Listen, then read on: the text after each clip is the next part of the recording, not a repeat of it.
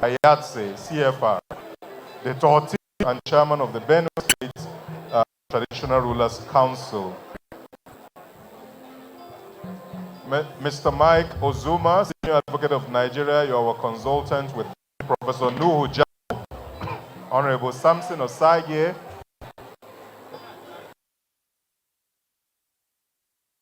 CMA SAN. Seated beside him, of course, is His Excellency Bindo, former Governor of Adamawa State. Honorable Amobi Oga, a member of the House of Representatives, and Honorable Ajia Abdurrahman.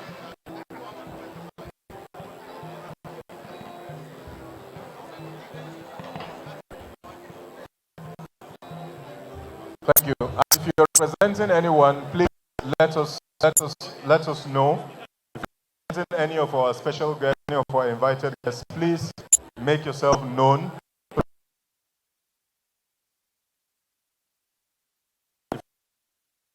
This band going, keep it going. Keep going. Honorable Mrs. Amina Brahim, a tall, elegant woman, very imposing. She's the president of the National Women Leaders. Mrs. Amina Darasimi. I didn't add the Darasimi. I'll add that one because I know your full. Honorable Brahim, if you're in the room, we welcome you. They also have here the representative of the President, Nigerian Air Force Officers Association, NAFOA, Mrs. Obia Baka. Thank you very much, ma'am, for coming to be with us for representing the women. Ladies and gentlemen, I see Distinguished Senator Nwebonyi in the room, and of course, the Right Honorable Deputy Speaker, please be on standby. The Right Honorable Deputy Speaker, Honorable Benjamin Carlo, PhD, CON, is in the room, and I believe that a minute from now, this is beginning. Distinguished Senator Nwebonyi, we celebrate. Thank you.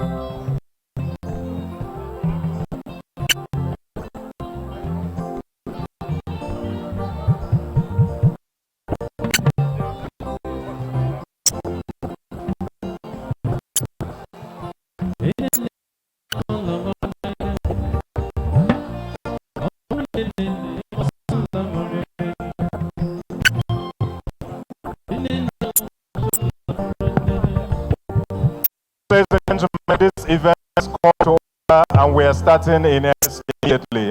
Our national television stations are going live and we are starting immediately. Photographers, take your shots and please clear the aisle. Take your shots and clear the aisle. We are starting in earnest. Please band national anthem, please. Thank you. If you can all please be standing for the national anthem, please. Thank you.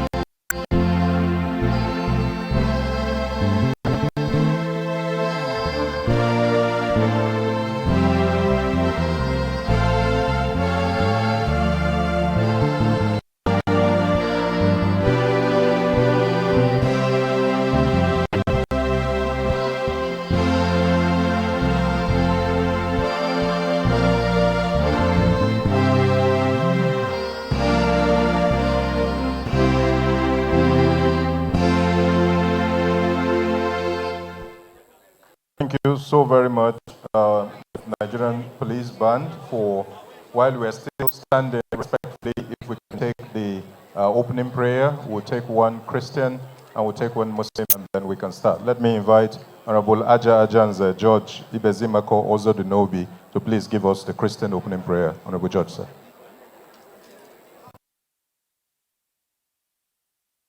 In the name of the Father, and of the Holy Ghost.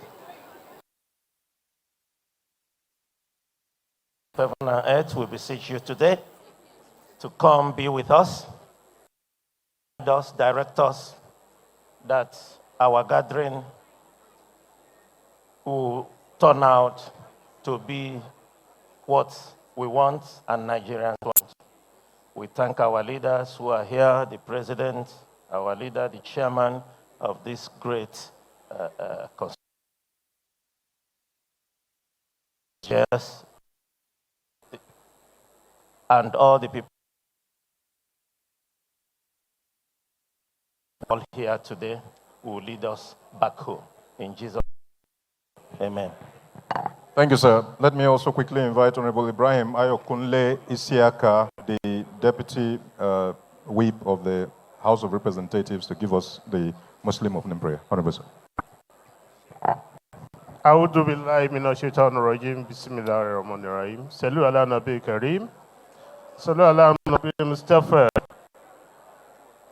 O Allah Almighty, we beseech thee to guide this noble cause, this cause of nationalism and patriotism. May Allah subhanahu wa ta'ala that brought all of us here safely return us to our respective destinations by His grace.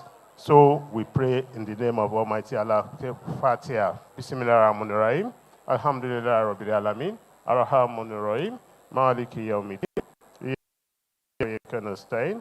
Ihdina siratal mustaqim. Siratal alayhim wa maghdubi alayhim waladdallin. Amin. Amin ya Rabbi. Amin kun fayakun. Amin subhana rabbika rabbil izzati amma yasifun. Wa salamun alal mursalin. Alhamdulillah Rabbil Alamin.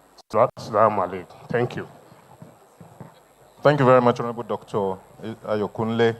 Distinguished ladies and gentlemen, this event has started in earnest. Once again, as much as possible, please let us minimize traffic. Let us keep the aisles clear, please. Let's find places to sit. There are still spaces on the gallery, please, so make your way to the gallery and find a way to sit. Your Excellency, the President and Commander-in-Chief of the Armed Forces, Federal Republic of Nigeria, Asiwaju Bola Ahmed Tinubu, GCFR, here ably represented by Secretary to the Government of the Federation, Distinguished Senator George Akume, CON, the President of the Senate of the Federal Republic of Nigeria, Distinguished Senator Godswill Obot Akpabio, here represented by Distinguished Senator Nwebonyi. We celebrate you, sir. The Right Honorable Deputy Speaker of the House of Representatives, Right Honorable Benjamin Okeze Carlo, PhD, CFR, and Chairman of the 10th House of Representatives Committee on the Review of the 1999 Constitution. Your Excellency, the Deputy Speaker, you're welcome, sir. Principal officers, please, if you want to clap, please, you are free to clap. It's an important event, but it's also quite a, so let's keep it going. The principal officers of the National Assembly here present, you are all respected in your various rights. Members of the National Assembly here present, senators and members of the House of Representatives in your numbers. We celebrate all of you. Former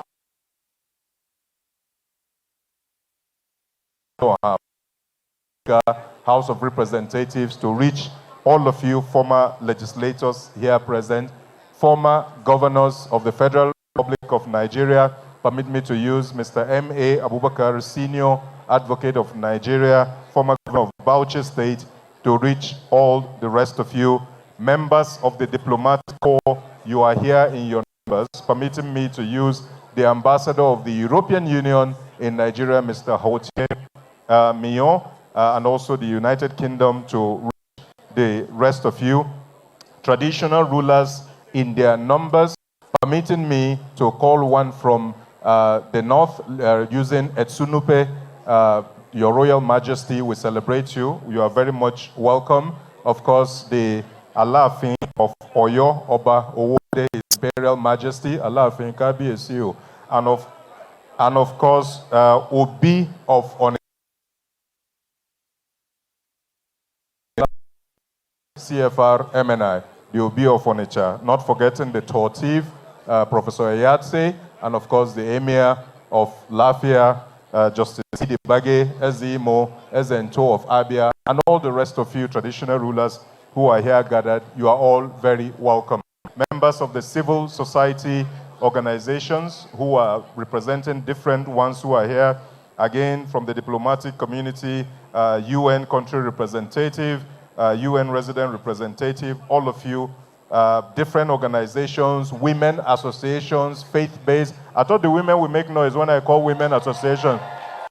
Women associations, faith-based associations, my Lord, spiritual and temporal. Distinguished ladies and gentlemen, the protocol list is tremendous. This is an epochal event. This is an event that is of a landmark nature. It is a culmination of a journey that has taken these members of the Constitution Review Committee around the entire country. We've had zonal public hearings in 2 locations in every senatorial, every geopolitical zone in the country. And today, we are culminating in the national public hearing to collate all of this that has been said towards a journey to give to Nigeria a true constitution that is birthed, that is designed, and that is written by the people, so that we say, when we say we the people in the constitution, truly, it is a constitution that was written by the people. At this point, distinguished ladies and gentlemen, to set the ball rolling and to tell us why we are here, please give a loud ovation as we welcome a he or she gentleman, a man that has championed legislation as it should be, an outstanding gentleman, a fine gentleman, if I may add also. Ladies and gentlemen, the Deputy Speaker, House of Representatives, Federal Republic of Nigeria, and Chairman, Committee on the Review of the 1999 Constitution, Right Honorable Benjamin Okezie Kalu, PhD, CFR, as he gives.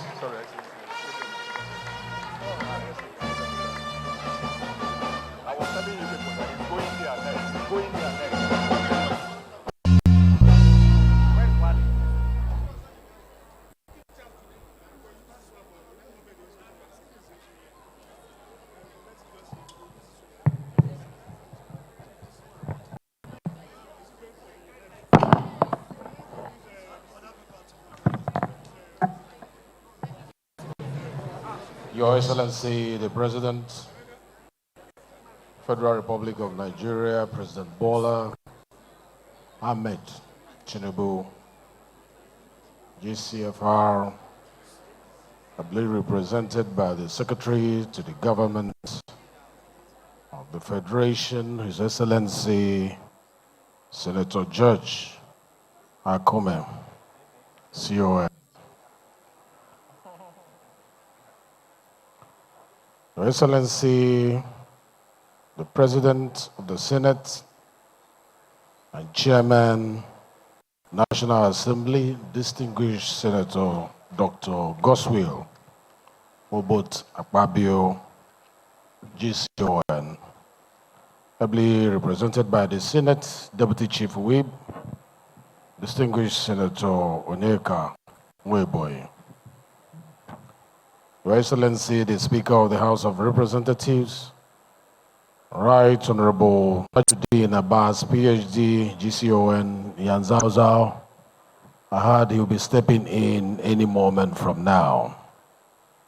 Your Excellencies, the former presiding officers of the House of Representatives here present, the principal officers of House of Representatives here present, the members of the House of Representatives Committee of National, both serving and past, the speakers and members of state houses of assembly here present, Your Royal Highnesses, our fathers, the leaders of our traditional councils, and all our traditional rulers here present. Your Excellency, the British High Commissioner to Nigeria, Mr. Richard Montgomery, ably represented by the Deputy High Commissioner, Madam Jill, the Ambassador European Union delegation to Nigeria, and the ECOWAS, Mr. Gautier Mignot, the members of Diplomatic Corps, the Executive Director, Policy and Legal Advocacy Center, Mr. Clement Wankwo, the development partners, members of civil society organizations, the representatives of various political parties here present, the representatives of health security agencies here present,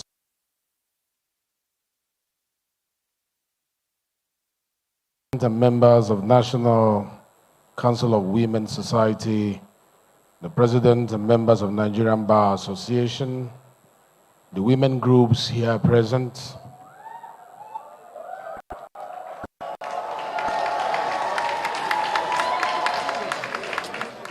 thank you, the organized youth groups here present, the Inclusive Friends Association for the People with Disabilities here present, invited guests, gentlemen of the press, ladies and gentlemen. Let me start by first apologizing for starting later than expected. The reason being that we did not expect the amount of crowd that we have witnessed here this morning. I was here on time, but I refused to mount the rostrum because we needed to show leadership. Our women were outside without seats, and we insisted the hall needed to be expanded for the women to have space in this room.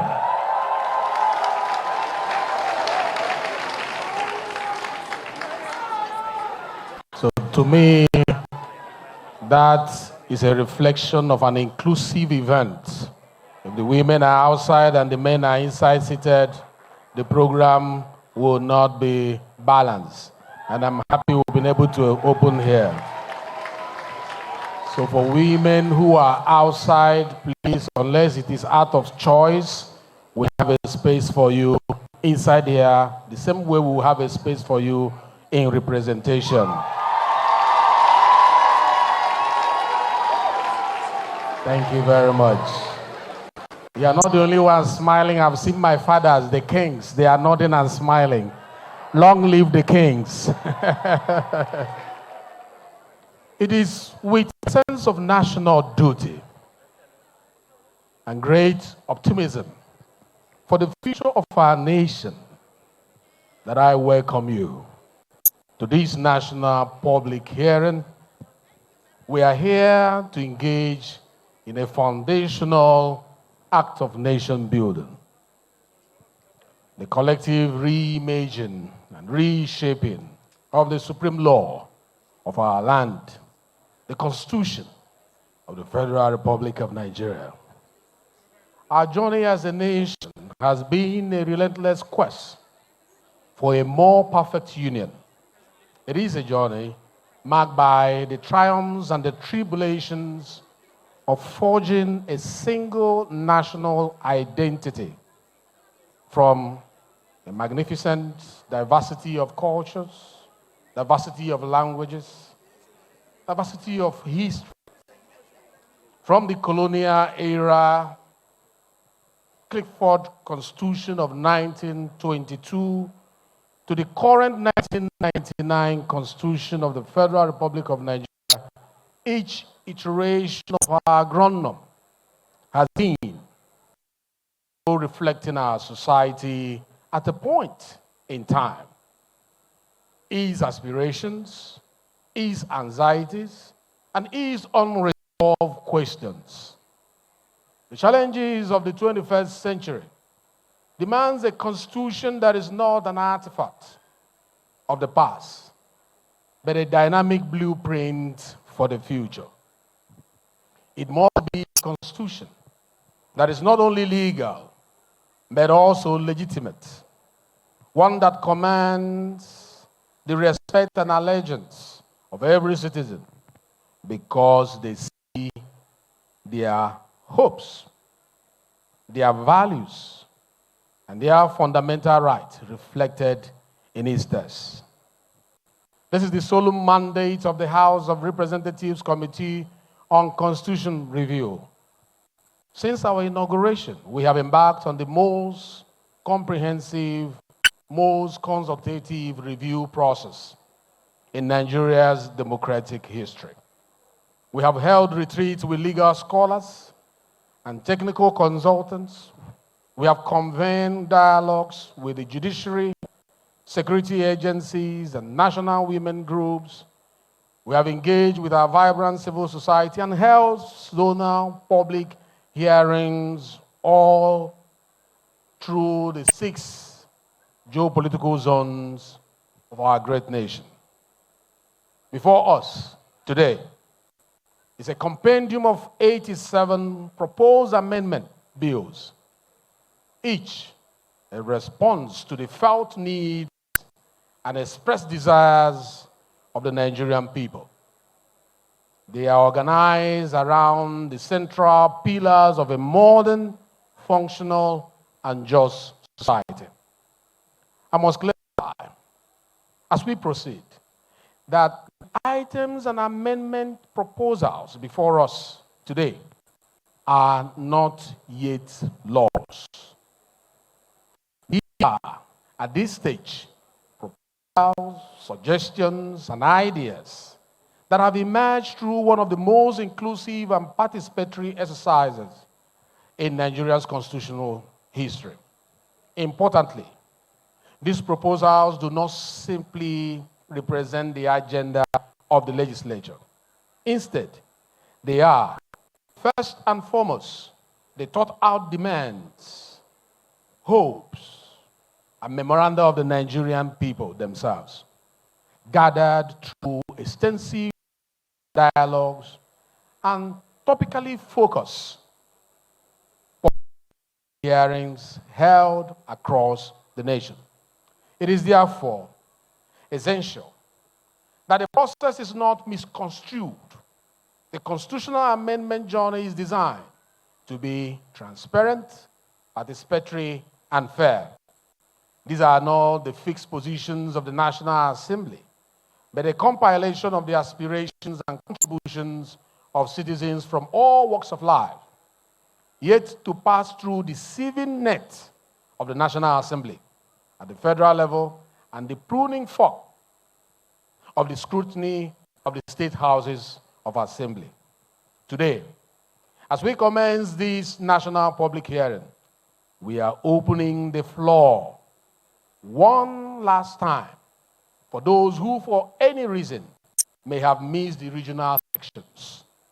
We do this to remove every excuse of not being heard, to ensure, in good faith, that the final product of this exercise belongs not to the Parliament, but is accepted by all citizens of the Federal Republic of Nigeria.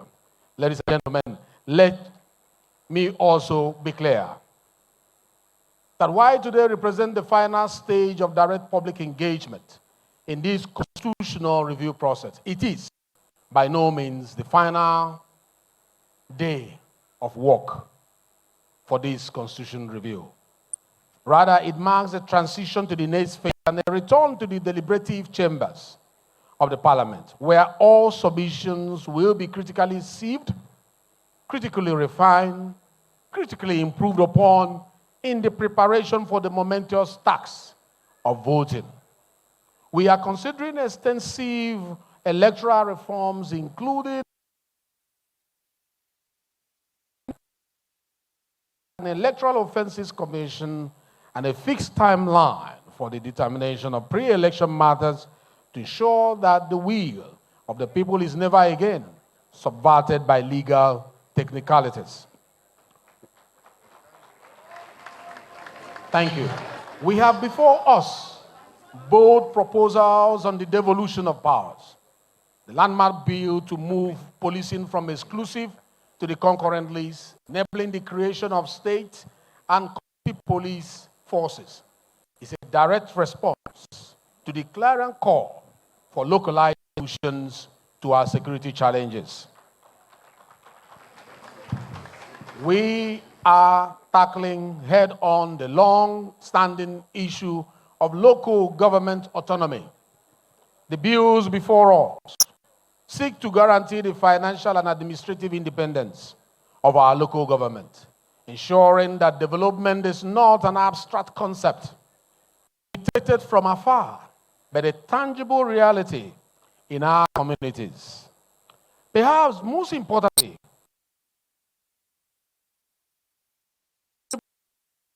hold our nation back. We are also looking at transformative bills to create reserve seats for women in our legislative houses. Thank you. This will guarantee gender balance in government appointment. I must commend. Thank you.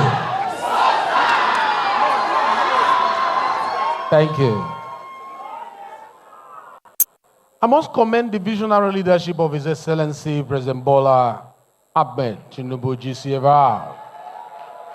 His renewed hope agenda has created the political will and the enabling environment for this ambitious constitutional renewal. His respect for the separation of powers and his commitment to the rule of law has been indispensable. I must pause here to mention, in the course of doing this job, the president has not interfered in any manner. He has not requested for anything in any manner. As a man who was in the legislative arm before, he believes that independence of the legislature should be allowed to breathe so that it can reflect the wishes of the people who represent. Thank you, Mr. President. But let me be unequivocally clear. The ultimate authority for this process does not reside in the executive or the legislature alone. It resides with you, the sovereign people of Nigeria. Your voices, your memoranda, and your passionate argument have brought us to this point. Your continued engagement is crucial to see this through. Constitutional reform is a marathon, not a sprint. The bills validated here will face the rigorous scrutiny of the plenary, the complex process of harmonization with the Senate, and the final critical hurdle of approval by at least 24 states' houses of assembly. Therefore, I implore you, do not let this be the end of your participation. Hold your elected representatives accountable. Engage with your state legislators. Ensure that the reforms you champion here today are not diluted or discarded on the long road to enactment. In alignment with our commitment to transparency and accountability, the final harmonized position of the National Assembly will be made available to the public before the voting process commences. In this spirit, please permit me to pause to receive my boss, Iyan Zhao Zhao, the Speaker of the 10th House of Representatives. Ladies and gentlemen, shall we make welcome the Right Honorable Speaker of the 10th House of Representatives, Federal Republic of Nigeria, His Excellency Abbas Tajuddin, GCN, PhD, Speaker of the 10th House of Representatives, Federal Republic of Nigeria.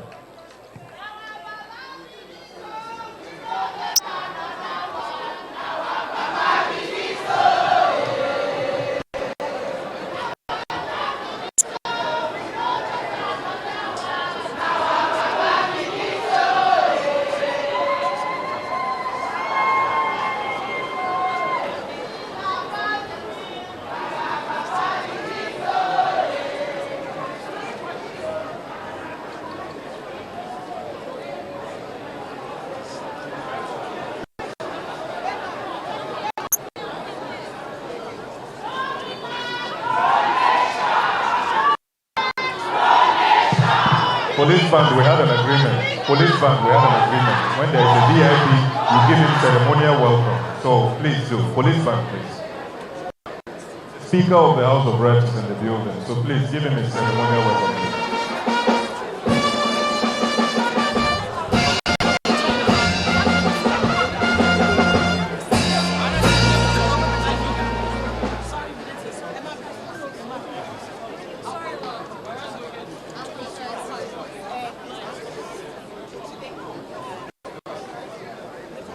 Ladies and gentlemen, once again, let's make welcome the Right Honorable Speaker, House of Representatives, Federal Republic of Nigeria, Right Honorable Abbas Tajuddin, PhD, GCON, as he makes his way to take a seat at the high table, and we thank the Deputy Speaker.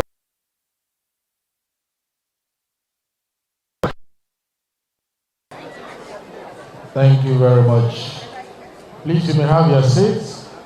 It's good to give honor to whom honor is due. You are welcome, the Speaker of the 10th House of Representatives. A thorough he for she.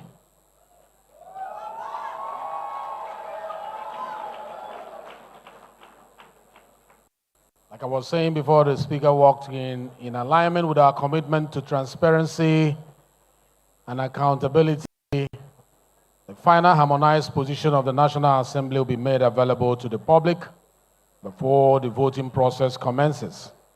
In this spirit, I wish to specifically thank the governors of all the states that generously hosted the regional public hearing for their hospitality and their support. I must use Governor Hope Uzodimma as a point of contact to reach other governors, who is the chairman of the Governors Forum, for the way he treated those who were around his region when we visited. And I'm sure it's like that all through the country, because without the governors, we can't get this to pass to what we want it to be. We'll thank them for all the support they have given so far. I equally extend my deepest appreciation to all members of the Constitution Review Committee whose effort and dedication have made this process possible. Distinguished ladies and gentlemen, Nigeria's greatness has always been forged in the crucible of dialogue. It is our unique ability to talk, to argue, to disagree, and ultimately to find a common ground that defines us. Today, let us honor that noble tradition. Let us rise above the narrow confines of ethnicity, narrow confines of religion, narrow confines of region and language, and embrace our shared destiny as Nigerians. Let us together craft a constitution that will be a legacy of unity, a constitution that will be a legacy of justice, a constitution that will be a legacy of progress for generations yet unborn, a constitution that truly reflects the indomitable spirit of our people and the boundless promise of our beloved nation. I want to thank you for listening. God bless you and bless the Federal Republic of Nigeria. Ladies and gentlemen, let's give it up for the Right Honorable Deputy Speaker. I expect the women to be making more noise. He's your champion, he's your he for she, and we thank him so very much for setting the tone for what we are doing here today.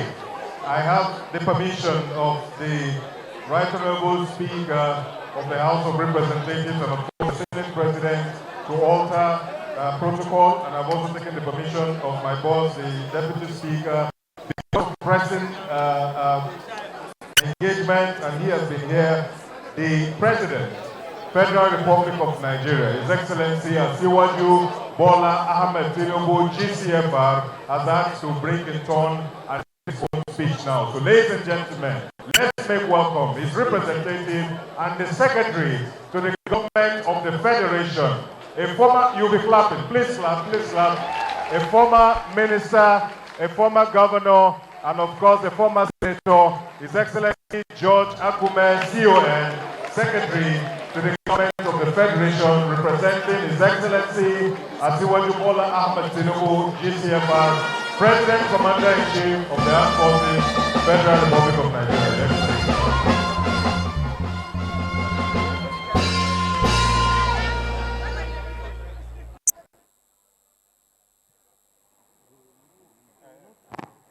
the President of the Senate of the Federal Republic of Nigeria, His Excellency Godswill Akpabio, ably represented, His Excellency the Speaker, House of Representatives, Dr. Tajuddin Abbas, GCON.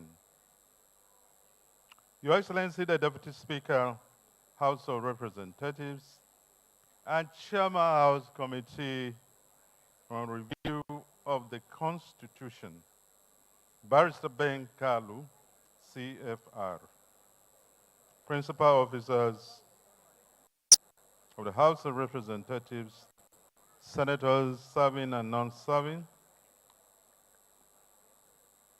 Honorable Members, Your Excellencies, the Governors, serving and non-serving, Your Royal Highnesses, Party Chieftains, civil society groups, top military and police officers here present, top public servants, major stakeholders, members of the diplomatic corps, our great women and youths, invited guests, gentlemen of the press, ladies and gentlemen. It is my great pleasure to convey the goodwill and warm felicitations to the federal government of Nigeria under the leadership of His Excellency President Bola Ahmed Tinubu, GCFR, to this very important national public hearing on the review of the Constitution of the Federal Republic of Nigeria. Let me begin by commending the House of Representatives Committee on Constitution Review under the able chairmanship of the Deputy Speaker, Honorable Benjamin Okezie-Kalu, PhD, CFR, for providing this open and inclusive platform. By bringing together citizens, civil society groups, professional bodies, traditional institutions, political parties, and other stakeholders, the committee is giving true meaning to participatory democracy and nation building. The Constitution is the supreme law of the land. It is not static, but a living document that must continually respond to the realities, aspirations, and challenges of our people. The ongoing process of its amendment provides us with yet another golden opportunity to strengthen our institutions, deepen federalism, guarantee fundamental rights, and promote justice, equity, and accountability across all spheres of national life. This engagement is particularly important as it resonates strongly with the renewed hope agenda of President Bola Ahmed Tinubu, GCFR, which seeks to enthrone good governance, inclusivity, and sustainable development. The process you are undertaking today is therefore not only about amending legal provisions, it is about giving Nigerians renewed confidence that their voices matter in shaping the future of our democracy. I urge participants to approach this exercise with a spirit of patriotism, responsibility, and constructive dialogue. The quality of ideas generated here will go a long way in shaping the laws and institutions that will serve generations yet unborn. On behalf of the federal government, I wish the committee and all stakeholders fruitful deliberations and assure you that the outcome of this process will receive the desired and deserved attention as part of our collective quest to build a stronger, more united, and prosperous Nigeria. Thank you, and God bless the Federal Republic of Nigeria.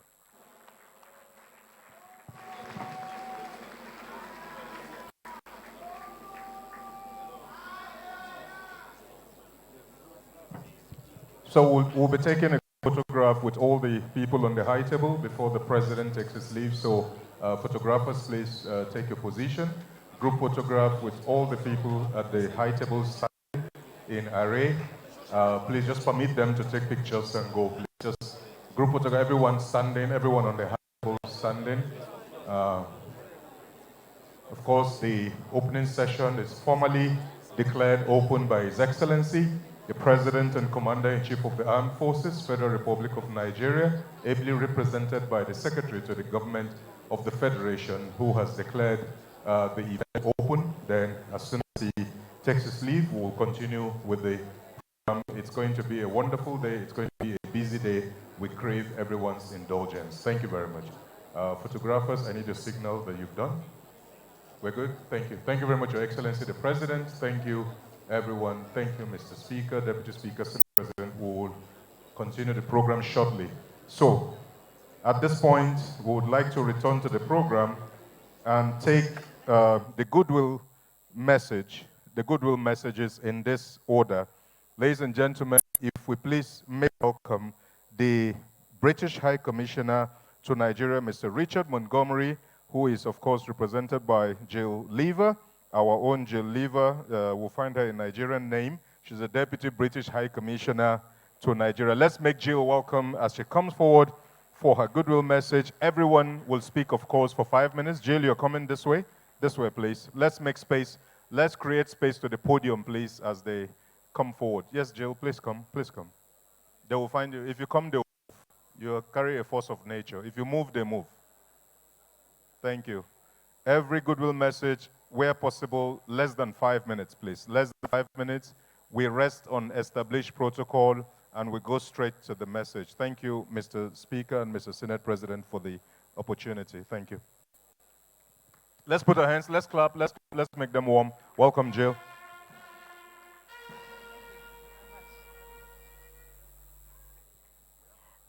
Good morning, everyone. Your Excellency, the President of the Federal Republic of Nigeria, duly represented by the Secretary to the Government of the Federation, who's just left us.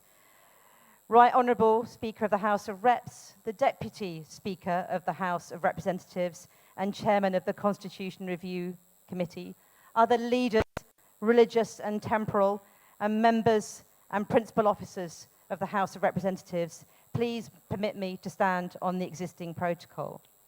I'm very honoured to be with you this morning, this afternoon, to represent at this very important national gathering. Let me begin by commending the leadership of the Speaker of the House of Representatives, the Right Honourable Tajuddin Abbas, the Deputy Speaker, Right Honourable Benjamin Kalu, and the rest of the leadership team of the House for bringing us together. I would like to welcome the presence of so many representatives from the National Assembly, from ministries, departments and agencies, traditional and religious institutions, as well as civil society, the media and the international community. Opening the doors of the constitutional amendment process to wider citizen input demonstrates commitment to promoting democratic debate and accountability.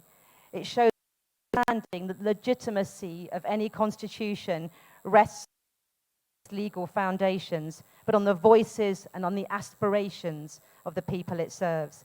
And the huge turnout today shows the healthy and considerable desire that there is in Nigeria for participatory democracy. And I'm noting the very large numbers of people from different interest groups, and including the women on behalf of the Special Seats Bill. The government of the United Kingdom is committed to our modest support for this process through our partnership with the Policy and Legal Advocacy Centre, PLAC. Our support is rooted in a shared belief that inclusive governance built on public participation, built on the need for fostering public trust, is a cornerstone of a resilient democracy. As your partner, the UK understands that any constitutional reform process is a complex undertaking. It needs thoughtful deliberation, the building of sufficient consensus, and the creation of shared visions for future arrangements. But any such process also presents a rare opportunity to strengthen institutions and reflect the changing needs of society, and an opportunity to continue a national journey to building more capable, accountable, responsive, and therefore more inclusive and equitable state. It's the sovereign right of Nigeria's elected representatives to lead any such constitutional review process. As onlookers, we're encouraged by the scope and ambition of your proposals, and there are some which will make a real difference building your nation state to make it more responsive, more inclusive and equitable. I am, of course, talking about the Special or Reserved Seats Bill, which seeks to enhance women's representation in Parliament, addressing a real concern felt by many across the nation about equity. The bill is a major step towards more inclusive representation. Around the world, we have seen how increased participation of women in governance leads to more equitable decision-making, stronger democratic outcomes, more peace, less conflict, and increased economic growth and prosperity. It's therefore great to note the very widespread support for this bill, sponsored by the Right Honourable Deputy Speaker, very much our he for she, amongst Nigerian citizens throughout this process, and especially at the zonal public hearings of the committee around Nigeria. Equally important are the proposals on decentralised policing. Security is a key area of cooperation between the UK and Nigeria, and at our recent Security and Defence Partnership dialogue in London in July, we reaffirmed our commitment to work together to address shared threats that do not respect borders and put both people's and our economic goals at risk. Policing is an important component of our partnership, and we look forward to working with you to implement the outcomes of the review process in this area. We commend the Constitutional Review Committee for engaging on these and other issues touching on electoral reform, local government, the judiciary, and so on, issues that Nigerian citizens truly care about, in a consultative manner to debate the evidence, pros and cons, and find the best ways forward. As your long-standing partner and friend, the UK remains committed to supporting democratic institutions and processes that build a Nigerian nation and state that's more peaceful, prosperous, and responsive to the needs of its citizens. Once again, thank you for the invitation to join you today, and we wish you well through the deliberations and the rest of the day. Thank you. Thank you. Ladies and gentlemen, let's give it up for Jill Choma Yetunde Zainab Lever, the Deputy British High Commissioner. If you agree, please clap for her, if you agree with those names. Jill Choma Yetunde Zainab Lever, Deputy British High Commissioner to Nigeria. She's so Nigerian, so only deserving. I see Kim likes that a lot. Thank you, Kim. Kim, too good from UNDP. Thank you. Ladies and gentlemen, we make progress. We move forward. Please make welcome the Ambassador of the European Union delegation to Nigeria and the ECOWAS. Ladies and gentlemen, make him feel warm. Ambassador Hotier Mio, as he comes to give his goodwill message. They keep to time. They keep to time, I promise you. So we'll all keep to time. Your Excellency, Ambassador Hotier Mio, please. Thank you, Excellency. Good morning to you all. Distinguished members of the High Table, distinguished participants, as instructed, I will stand on existing protocols in the interest of time. Thank you so much for allowing me to take the floor on behalf of the European Union in this landmark event. And it's so wonderful to see how this national public hearing is raising so much interest, so much enthusiasm. It poses some logistical challenges, but it shows how vibrant Nigeria's democracy is, even more vibrant than we could think. For any democracy, constitutional reviews are a sign of vitality, as they are opportunities to strengthen democracy and adjust it to evolutions of society, technologies, and the global environment. And as such, it is essential to hold wide consultations to take into account as many opinions as possible. And so I want really to commend the Committee for Constitutional Review and its chairman, the Honourable Deputy Speaker Benjamin Kalu, for organizing this event. As international partner, the EU is following very closely this process. Of course, we are very careful not to meddle into what must be sovereign choices of the Nigerian people through their elected representatives and senators. But we are here to provide technical assistance, expertise, support for consultations with stakeholders. And this is what we are doing in a number of subjects on the agenda of the committee, responding to your request for support. Of course, on inclusive governments, with a Special Seats Bill, a Nigerian-made, especially important democracy to the benefit of all, men and women alike, and to make history. This is a great opportunity for Nigeria to make history. We are also supporting electoral reforms. We have currently our electoral follow-up mission in town, following up on our EU observation mission during the 2023 elections, and exchanging with authorities, responding to the invitation of INEC. We are also supporting your works on judicial reforms, on local government autonomy, on institutional strengthening, and on fundamental rights. And our hope is that this constitutional review will consolidate your country as a united, strong, stable, inclusive, and progressive democracy with a political level playing field, offering enhanced guarantee for the respect of fundamental rights, building a sustainable and social-minded model responding to the needs of citizens, particularly those most vulnerable, on the basis of a solid economy spurred by free and fair competition and by the formidable entrepreneurial spirit of Nigerians. Yes, with skillfully crafted constitutional reforms, Nigeria has the potential to be more and more a lighthouse of democracy for Africa and the world. So we wish the best of success to all members of the committee and all associated stakeholders in this process so important for your nation, and rest assured that you can count on the European Union and its member states as Nigeria's reliable and close partner. Long live Nigeria's democracy. Thank you very much.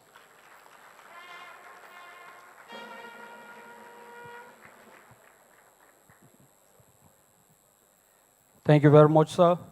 Your Excellency, the Right Honorable Speaker, Your Excellency, the Deputy Speaker, principal officers of the House of Representatives here present, distinguished senators, distinguished guests, ladies and gentlemen, and of course, I can see the clerk to the National Assembly, Barrister Kamaru Gulana, you're welcome. At this point, permit me to invite, I thought you want to clap for the clerk. Thank you. Thank you, that's my boss. Thank you. Permit me at this point to invite the representative of Conference of Speakers of State Legislatures, Right Honorable Abubakar Suleiman, the Speaker, Bauchi State House of Assembly.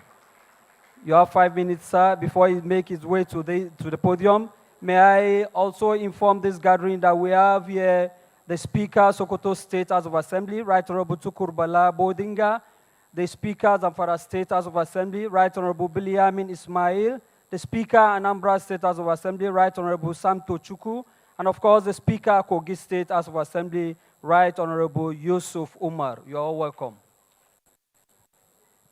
Thank you very much. Let me respectfully adopt the protocol as beautifully led by the Deputy Speaker and the Chairman of the House of Representative Constitutional Review Committee. As mentioned, my name is Abubakar Y. Suleiman, the Speaker of Bauchi State Assembly. I'm standing on for my Chairman, the Chairman of Conference of Speakers of State Legislatures. It is my honor on behalf of the Conference of Speakers of State Legislatures of Nigeria to extend warm greetings and deep appreciation to the leadership of the House of Representative Committee on Constitutional Review Constitutional Review for convening this important national public hearing on the review of the Constitution of the Federal Republic of Nigeria as amended. Permit me to particularly commend the Right Honorable Benjamin Okezi Kalu, the Deputy Speaker of the House of Representatives and Chairman of the House Committee on Constitutional Review, for his vision and dedication to a process that continues to shape our democracy, redefine governance in Nigeria. Colleagues and distinguished stakeholders, the Constitution of any nation in its supreme guide and the living framework through which citizens, institutions, and government interact. Nigeria's experience has shown that no constitution is ever perfect or final. It must remain a work in progress, evolving in response to the realities, aspirations, and challenges of the people it governs. the state houses of assembly as critical partners in the constitutional amendment process play a vital role in ensuring that whatever reforms emerges from this process do not remain at the level of debate in Abuja, but are ratified, domesticated, and implemented across our states. The Conference of Speakers therefore welcomes this hearing as an opportunity for broad consultation, citizen participation, and engagement with civil society, professional bodies, and other key stakeholders. We must be frank in acknowledging that Nigeria yearns for a constitution that deepens democracy, guarantees equity and justice, strengthens institutions, and above all, addresses the pressing needs of security, development, and accountability. This hearing is therefore not just about amending text, but about renewing trust and rebuilding confidence in our democratic institutions. On our part, the Conference of Speakers is committed to playing its full role in this process.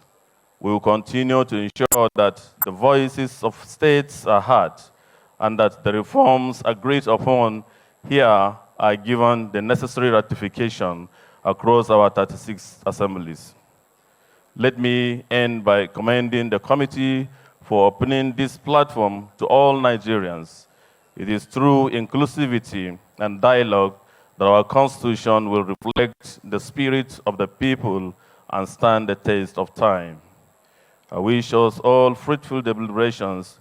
May this hearing mark another milestone toward building a more united, just, and prosperous Nigeria. Thank you, and God bless the Federal Republic of Nigeria. Thank you very much. That was Honorable Abubakar Y. Suleiman, Speaker, Bauchi State House of Assembly, speaking on behalf of the Conference of Speakers of State Legislatures in Nigeria. Of course, you all know that they are a critical component of what we are doing. Thank you very much. Let's quickly do what my Gen Z friends will call a vibe check, just to check and see the people who are in the room and be sure the people who are in the room. Do we have representatives of political parties in the room? Are they here? Representatives of political parties, are they in the room? You will soon know the loudest people in the room, don't worry. Do we have civil society organizations in this room? Are they here? Do we have socio-cultural groups in this room? Professional bodies. I've seen the president of the MBA, I'm sure they're here, NMA, and others. Business and interest group, manufacturers, Association of Market Women and Men are all here. Do we have women groups in this room? Do we have women groups in this room? Women, are you here? What are you asking for? What are you asking for? When do you want it? When do you want it? Thank you very much. We have organized youth groups also. We have organizations seeking for the creation of local governments. Are they here? Are there organizations seeking creation of local governments here? Are there organizations seeking creation of states here? Are there organizations seeking creation of states here? And then, of course, all other segments of society, too numerous to welcome. Let's put our hands together for ourselves, all of you in the room. Please put your hands together for yourselves. Even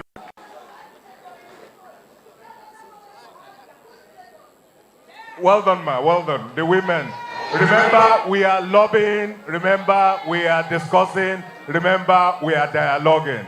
Trust me, the people you have on this high table, the speaker, the deputy speaker, they are for you. Your matter is already completed. They are for you. I promise you. Thank you.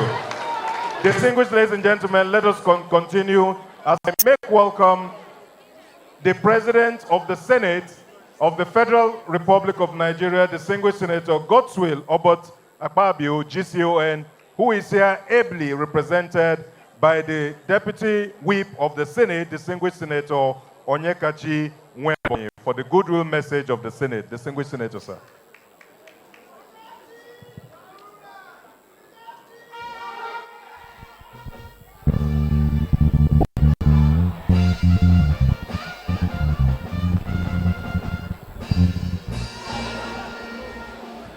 Excellency, our great and visionary leader, the Speaker of the House of Representatives, Right Honorable Tajuddin Abbas, my dear beloved brother. You're welcome, sir. Your Excellency, the Deputy Speaker of the House of Representatives, who also doubles as the Chairman of the House of Reps Committee on Review of the 1999 Constitution, Right Honorable Barrister Benjamin Carlo, my dear brother. Principal officers of the House of Representatives, for want of time, let me rest on the existing protocol, but I must recognize especially our royal fathers. I defer to you, the Oni of Ife, the Tortivi, and the rest. On behalf of my boss, the President of the Nigerian Senate, His Excellency, Senator Goodwill Akpabio, who is unavoidably absent in this program as a result of conflicting official engagements, I bring you greetings from the Nigerian Senate. Like we all know, we are here today to discuss a very important topic that has to do with coexistence as a people of Nigeria, which is the Constitution of the Federal Republic of Nigeria. Many has argued before now that the 1999 Constitution was handed over to us by the military and as such does not reflect nor represent the will and aspirations of the Nigerian people. Hence, this incessant clamor for alteration of the Constitution from time to time. As it stands today, the 1999 Constitution had received 5 different alterations at different times by different assemblies.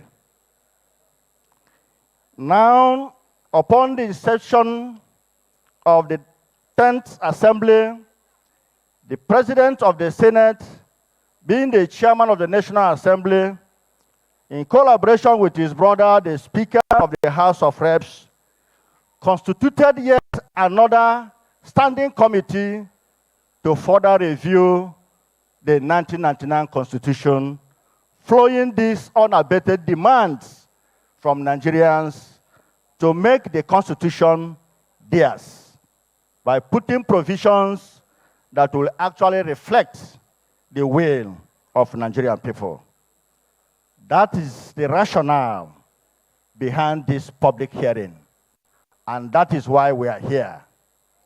I therefore want to charge all Nigerians to own up this exercise, because the Constitution is not for the parliament, is not for the courts, neither is it for the executive, but for the entire Nigerian people. I urge you to seize this ample opportunity presented by the House of Representatives to boldly come up and ventilate your feelings, all geared towards having a better constitution that we can actually call ours. I wish all of us peaceful deliberation so that at the end of the day, history will have it that the 10th National Assembly gave Nigerians all encompassing and people-oriented constitution. Thank you. May God bless Federal Republic of Nigeria. Thank you very much. Ladies and gentlemen, distinguished Senator Onyekachi Nwebonyi, Deputy Whip of the Senate of the Federal Republic of Nigeria, speaking for the Senate President, His Excellency Godswill Akpabio. Thank you very much, distinguished Senator. As we make progress, I have the permission of Mr. Speaker to make welcome to give his goodwill message Mr. Mohammed Fall, who is the resident coordinator of the United Nations in Nigeria. He's the head of all UN agencies in Nigeria. So if he's in the room, then he should be able to speak. While he's coming, let me acknowledge the presence of Dr. Vanessa Fala, Country Director, International Labour Organization, ILO. Please, there are many UN people in the room. I thought you'd be clapping for the country representative. Mr. Mohammed Fall, Resident Coordinator, United Nations, Nigeria. Welcome, sir.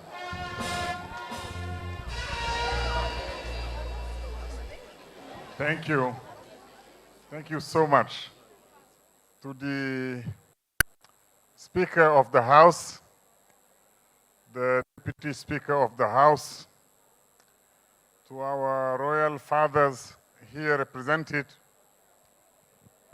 to the member of the civil society, the international community, allow me to stand on the established protocol.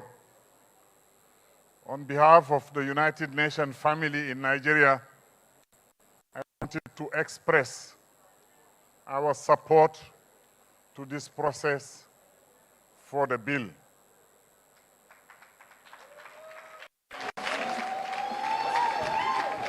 There couldn't be better time for this. The reason being that this year, 2025, is celebrating what we call Beijing plus 30. 30 years by which progress has been made throughout the world when it comes to women's rights and gender equality.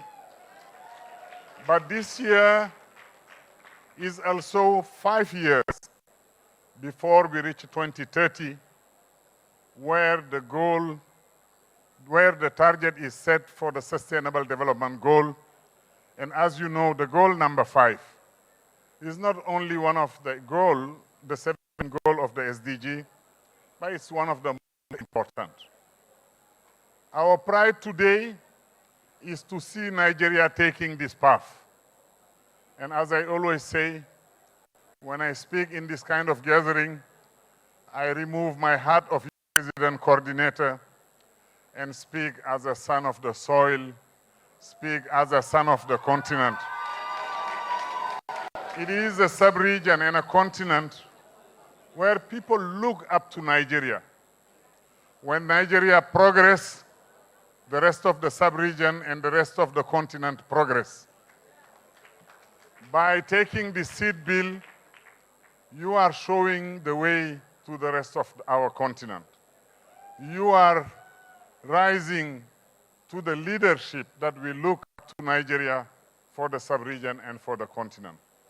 That's why you can be sure that this journey is not only yours. This journey is our journey too.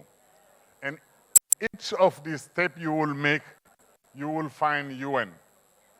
Through the coordination that I represent here, but also through the agencies that are represented here, which are the United Nations Women's Organization, the United Nations Development Program, the UNIDO. Our entire family will be with you in this journey. Don't feel alone in this journey. Thank you so much for your attention. Thank you very much, sir.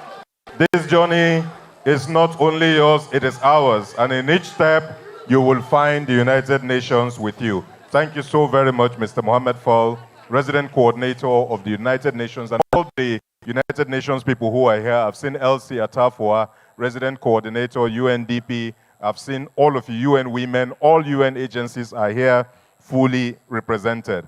Distinguished ladies and gentlemen, as we get ready to welcome the Speaker of the House of Representatives to give a speech, I recap the thematic areas for this public hearing so that all those who are meant to make presentations, we know that they are fully acknowledged and recognized. We're going to be looking into electoral reforms, judicial reforms, the legislature, inclusive governance, security and policing. There are lots of security agencies here represented, both the wives of police officers too. Devolution of power, strengthening of our institutions, our traditional institutions. That's why you have all these traditional rulers who are here with us today. Fiscal reforms, citizenship and indigenship, fundamental human rights, local government reforms, state and local government creations, women representation. All of these are on the plate today, and we assure you that they will all be duly handled. The chairman of the committee, the deputy speaker, has made every arrangement to ensure that every voice is heard. On that note, with his kind permission and resting on all existing protocol, it is my singular honor to make welcome a great man, Ian Zazzau, distinguished ladies and gentlemen, the Right Honorable Speaker of the 10th, I thought the women would be clapping. This is a he for she speaker. The Right Honorable Speaker of the 10th House of Representatives, Federal Republic of Nigeria, Right Honorable Abbas Tajuddin, PhD, GCON. Thank you very much, Mr. Speaker. Thank you very much. Please sit down, please. Sit down. Thank you.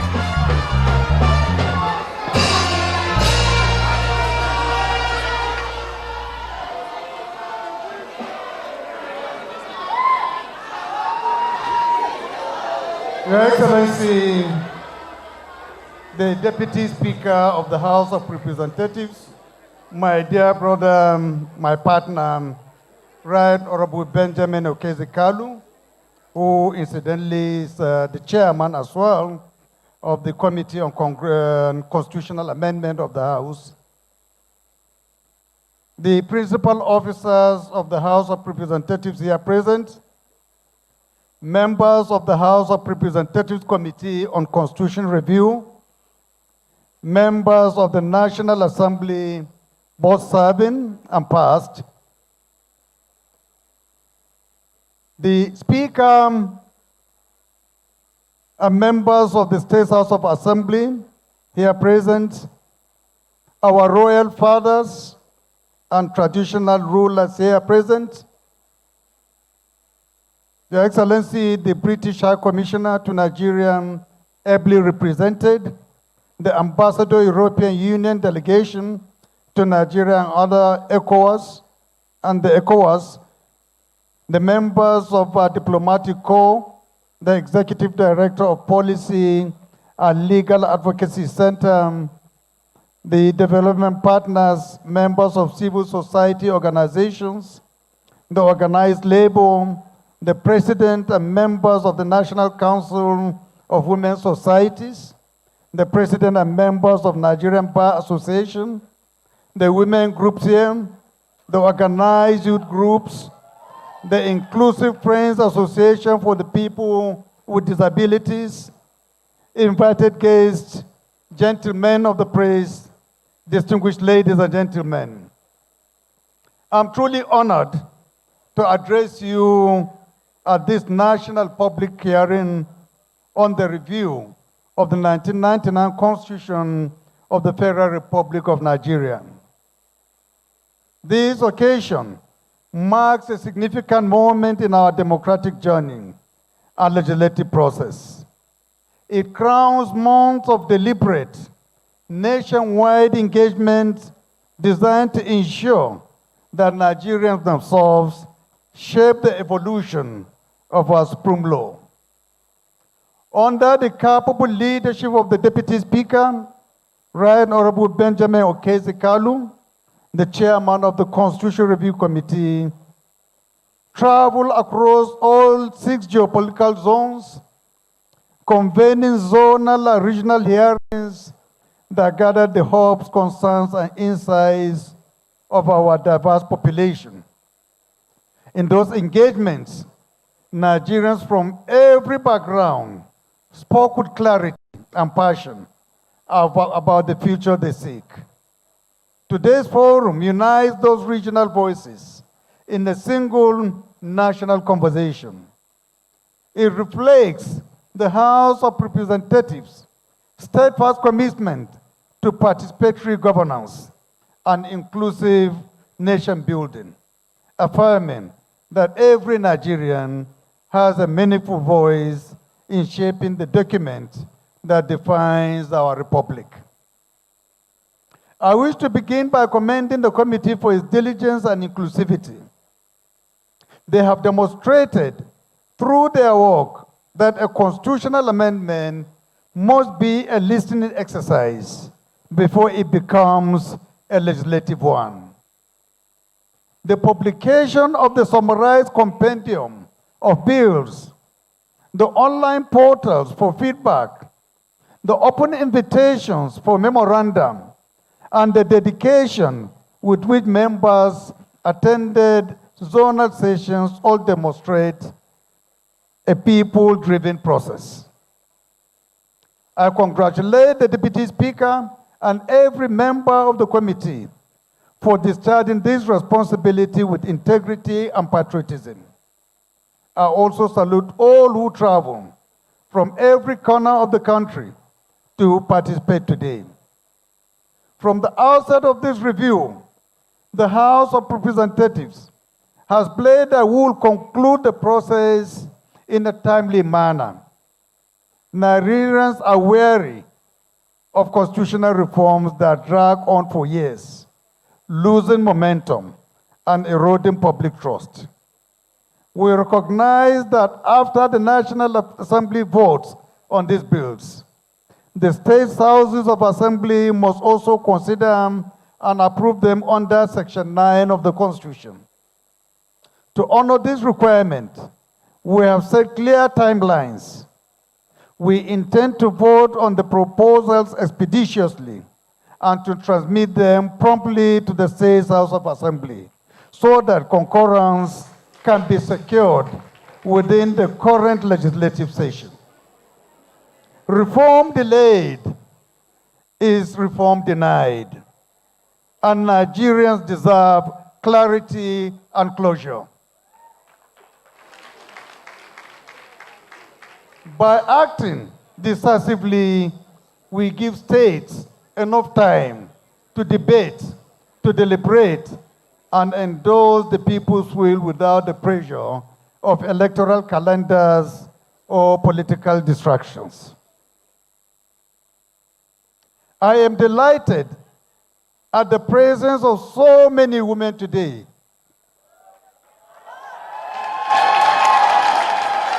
The reserved seats for women proposal will create additional seats in the National Assembly and state assemblies to ensure that every state and senatorial district has women's voice in lawmaking.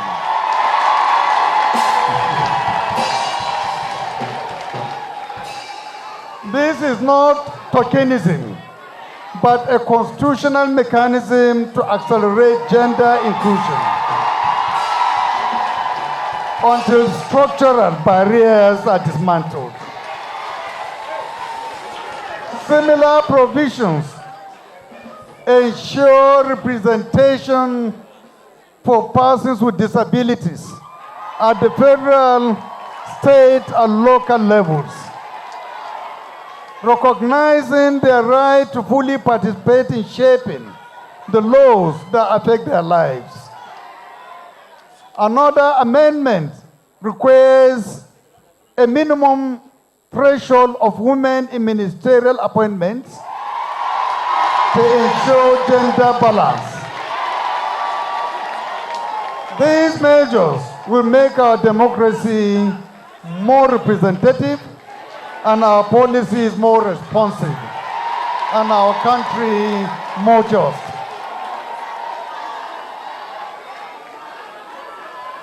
Recognizing traditional institutions is another important proposal. Our traditional rulers are stabilizers in their communities, mediators in conflicts, and custodians of culture. By assigning them a defined advisory and functional role, particularly in local peace building and community security collaboration, we integrate their strength into our democratic framework without undermining Republican principles. This approach acknowledges Nigeria's cultural realities and leverages them to foster national unity and stability. Honorable colleagues, distinguished guests, ladies and gentlemen, as is apparent by now, many of the proposals before the National Assembly perfectly correspond with President Tinubu's renewed hope agenda, which prioritizes security, economic revitalization, inclusivity, and transparent governance.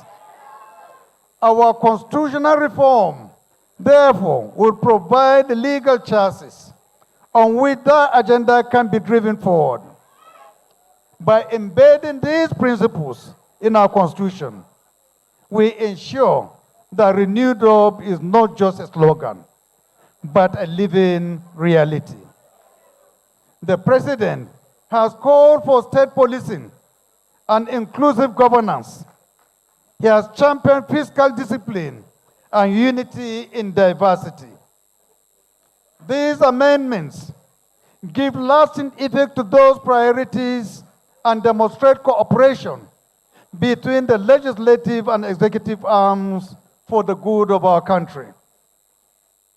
I call on all stakeholders gathered here, civil society organizations, professional associations, labor unions, traditional rulers, political parties, youth and women groups, the media, and every citizen to engage robustly and constructively in this hearing. Present your positions with clarity and patriotism. Offer solutions where you see challenges. Ask questions where you seek clarification. Even after today, continue to educate your communities, brief your state assemblies, and hold those accountable. Constitutional reform is a process that relies on your vigilance and your participation. Furthermore, I urge us all to conduct ourselves as patriots. Changes to the Constitution should transcend party politics, religious groups, and religious loyalties. While we may disagree on some issues, our shared goal is a Nigeria that works better for everyone. As Speaker, I pledge that we will take your contribution seriously and consider the bills with diligence, fairness, and urgency. We will engage the state assemblies respectfully and transparently to secure their concurrence. We will continue to work with the executive and with you, the people, to ensure that the amendment process proceeds smoothly. On behalf of the House of Representatives, I would like to thank you for your presence, your ideas, and your commitment to Nigeria's democratic project. I challenge us to move from hearing to history, from proposals to progress, and from hope to renewal. May God bless the Federal Republic of Nigeria. May He guide our deliberation today. May He strengthen our resolve to build a nation where peace and justice shall truly reign. Thank you very much. Ladies and gentlemen, that was a rousing speech from the Speaker of the House of Representatives, Federal Republic of Nigeria, Right Honorable Abbas Tajuddin, GCON, PhD. Thank you so very much, Mr. Speaker. You are a leader of the truth. You are a leader. Of course, Honorable Zainab Gimba was standing all through the Speaker's speech. Honorable Asabe, the leader, was also standing, and they have one message, and their message is heard loud and clear. Let's put our hands together once again for Mr. Speaker for that rousing speech that he just gave. The women seem to like that speech very much. Women, did you like the speech? Hey. Thank you very much. Thank you. Mr. Henry Wanwoba, Executive Secretary, National Assembly Library Trust Fund, thank you. Please let's settle down as we continue. Thank you, our women. Thank you, thank you. He has heard you. He has heard you. He's for you. He's for you. You don't have to campaign to Speaker. Speaker is for you. Deputy Speaker is for you. You don't have to campaign. Thank you very much. Ladies and gentlemen, we are moving to the technical session of this event. No break. It's a full day. Once again, be reminded that we are live. We're streaming live on national television, on Channels TV, on TVC, even on live streaming on various websites. This event is being monitored all over the world. The interest is palpable. The interest is very high. The concern is high. And we are very sure, God being our helper, this time around, we will get the review of our constitutional right with the support of all of you in the room. Those in favor say aye. Those against are not in the room, so the ayes have it. So moving forward, let me invite a man who has exemplified and personified the Constitution of the Federal Republic of Nigeria from 1979 to 1999, even to this present day. If you mention his name, it is synonymous with the Constitution. Our lead consultant and the Executive Director of Policy and Legal Advocacy Center, ladies and gentlemen, make welcome Mr. Clement Nwankwo as a step forward to the podium to give us a breakdown of the bills that we are going to be looking at. Mr. Nwankwo, sir. Thank you.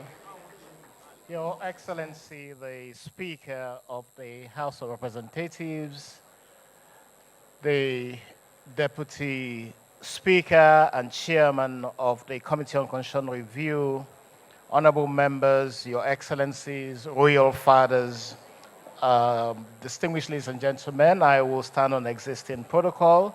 I make this presentation on behalf of the technical experts of the Committee on Constitutional Review on the review of the Constitution, and as instructed by the Deputy Speaker, I see a lot of my colleagues who have been part of the technical work in the room. I see Maman Usman, Governor M.A. Abubakar, SAN, Professor Kathleen Okafor, Professor Ladi Hamalai, Chief Chris Uche, Professor Nuhu Ijamo, I saw Senator Itai Enang, Professor Antonia Simbine, the clerk of the committee here, Wali Babashehu. I see Joy Ezilo as well, who is in the Senate, working with the Senate as a technical expert as well, and all of my colleagues here who have been working on this particular session of the review of the Constitution in the last several months. Over the weekend, the technical working team was working to establish the linkage between what the House and the Senate has been doing, and I will speak a lot more to the combination of the proposals from both the Senate and the House of Representatives, because both committees have been very much in collaboration with each other, and we are now getting to critical stages. I will identify, the Deputy Speaker has already spoken to several of the bills, so I won't speak too much about them. The Deputy Speaker has also given a lot of support to the technical experts, and we're delighted to have you as chairman of the committee. We really are grateful for all the support. The Speaker has been wonderful, giving indications and giving directives to all of the National Assembly support arms to support this effort on constitutional review. The Right Honorable Speaker, we really, really value your contributions to this. And as some of us may remember, it's not just the Speaker. The Speaker's wife has also been very much in the forefront of this work that we've been doing, particularly on the special seats bill. But it's not just the special seats bill that's an issue. There are several other issues. And most of these amendments seek to secure grassroots governance, ensure timely and fair elections, expand rights and representation, strengthen accountability, and stabilize Nigeria's democratic order. One of the first amendments is on local government autonomy. There are bills, and these are all proposals coming from the committee, both in the Senate and in the House of Representatives, because it's now joint, and the references to what is called House Bill and Senate Bill is now removed, and we now have basically proposals from the National Assembly. Looking at one, local government autonomy. There are proposals to ensure that the local government councils are fully established as its own tier of government with democratic elections. So the whole idea of caretaker committees is proposed in these bills to be removed. Government or state governments are no longer allowed to create caretaker committees in the proposals that are being proposed. And then the functions of local governments are also being expanded, and the whole idea of tenure, fixed tenure for local governments is also established, so that every local government across the country has a known tenure which is guaranteed by the Constitution. The Right Honorable Chairman of the committee, the Right Honorable Benjamin Carlo, also mentioned state police. There are proposals to create state police alongside federal police with the added safeguards that are needed to avoid abuse. I know that there are a lot of people who are worried about state police or state policing. The committees have been looking at this issue to respond to the demand for state police, but also respond to the demand for safeguards against abuse when they are established. So the proposals include establishing a federal and state police service commission, and details of this are also available in what has been uploaded on the various websites, including the PLAC website, placng.org. There are proposals also to establish State Council of Traditional Rulers and ensure that traditional rulers are recognized for the role that they play in providing advisory role on culture, customary law, security, and intercommunal issues. There are, as the Deputy Speaker also mentioned, proposals on elections and ensuring that elections are better established to be fair and to respond to citizens' demands. So there are proposals on ensuring that elections are held on the same day across the country. All elections, presidential, governorship, National Assembly, and state elections are being proposed to be held on the same day. Deputy Speaker also mentioned the issue of Electoral Offenses Commission. There is a proposal which has been accepted in the committees to establish a commission for investigation and prosecution of election offenders. These are all part of the proposals in place. In addition, there is also the issue of establishing the Political Parties Registration and Regulation Commission. These two commissions, Electoral Offenses Commission and Political Parties Registration and Regulation Commission, are dated, coming even as far back as the Ways Committee reform proposals.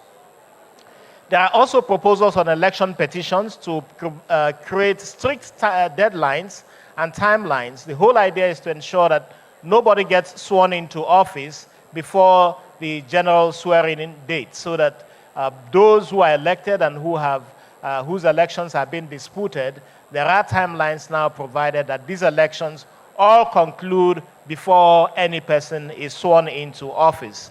The purpose, of course, is obvious, and I think would help with respect to how elections would be handled. There are also proposals to ensure that every election, except the presidential election, goes through 2 levels of adjudication. So whether it's the State Assembly or National Assembly elections, they will go through the Election Petition Tribunal and terminate at the Court of Appeal. Governorship elections will originate in these proposals from the Court of Appeal, which will be given original jurisdiction, and terminate at the Supreme Court. So for governorship elections, it would be Court of Appeal and Supreme Court. And there is a proposal in these amendments that states that every petition, election petition regarding the presidential election will go straight to the Supreme Court, which will give the final decision on this issue. There are also proposals regarding how we sign or make treaties in this country to ensure that every treaty entered into by Nigeria is presented to the National Assembly for domestication within 180 days. one of the issues that was in place, was in conversation in the Ninth Assembly, was the issue of citizenship by marriage. If you look at the Constitution that exists right now, it only provides for spouses of men to be registered as citizens. The proposal here now is, and we said this before, that this is a human rights bill. We don't want it regarded as a women's bill. This is a human rights bill so that both men and women have equal rights to register their spouses after they have resided in Nigeria for 5 years.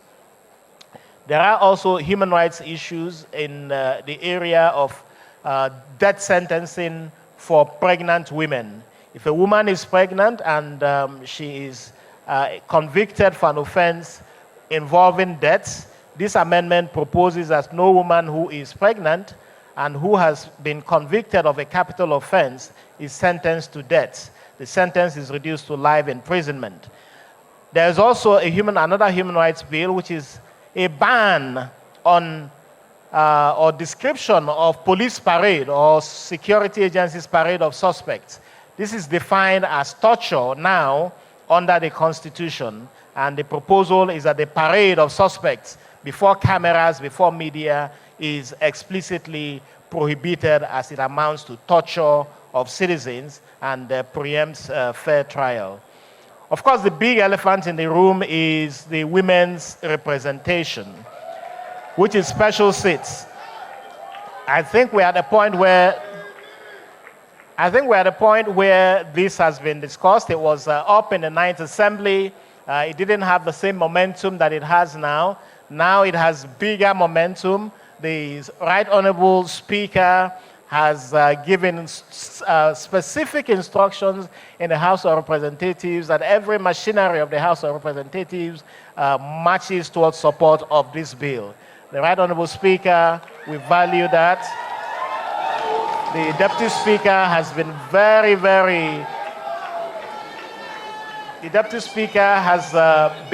much working hand to hand or hand in hand with the Speaker to push this, and we are all looking forward to this.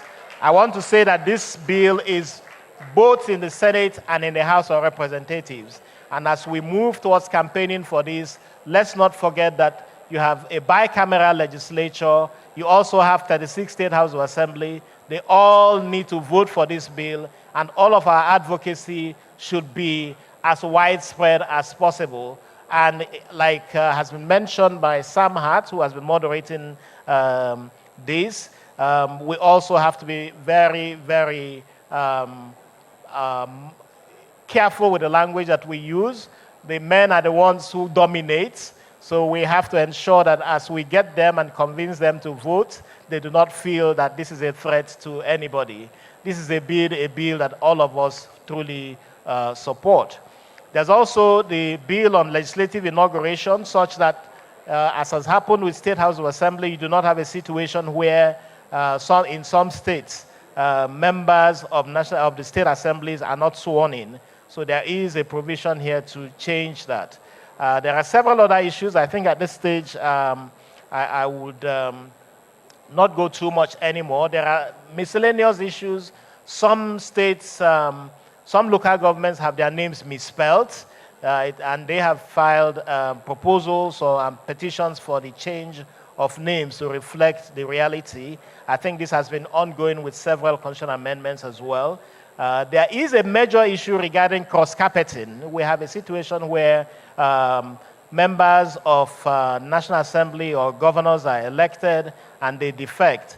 Now, there is a proposal to change the definition of gross misconduct to include that if you defect from a party from which you are elected to another party, this will amount to gross misconduct for which you would be subject to impeachment.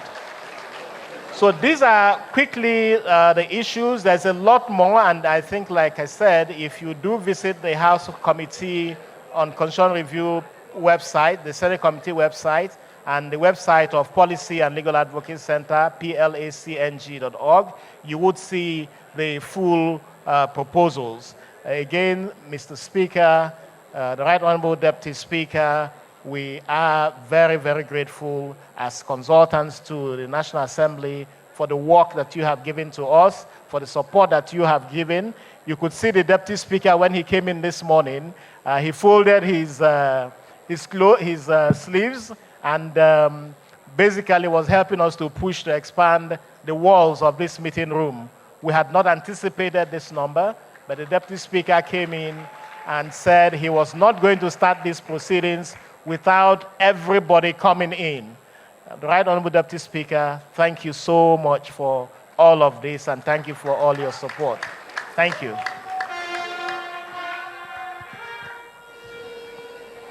Ladies and gentlemen, Mr. Clement Wankwo, Executive Director, Policy and Legal Advocacy Center, the consultant working with the House of Representatives to put together the Constitution Review Program. Thank you so very much, Mr. Speaker. Once again, would like to thank you, and of course, the Deputy, I thought you were clapping as I'm thanking them, and of course, the Deputy Speaker for your leadership in not coming to sit down until you physically push open the space to make sure that more people are accommodated. Thank you, sir. Your Excellency, Mr. Speaker, I know you will approve. Honorable Jonathan Gbefui Gaza has come to this podium 2 times to say that his national chairman is here and he has not been recognized. So please, sir, permit me to recognize Professor Sadiq Umar Abubakar Gombe, the acting national chairman, SDP. Professor Mr. Jonathan says so that they can give him ticket next time. Social Democratic Party, acting national chairman, your House of Reps member is representing you very well. He has insisted that he must be recognized. So automatic ticket for him, please.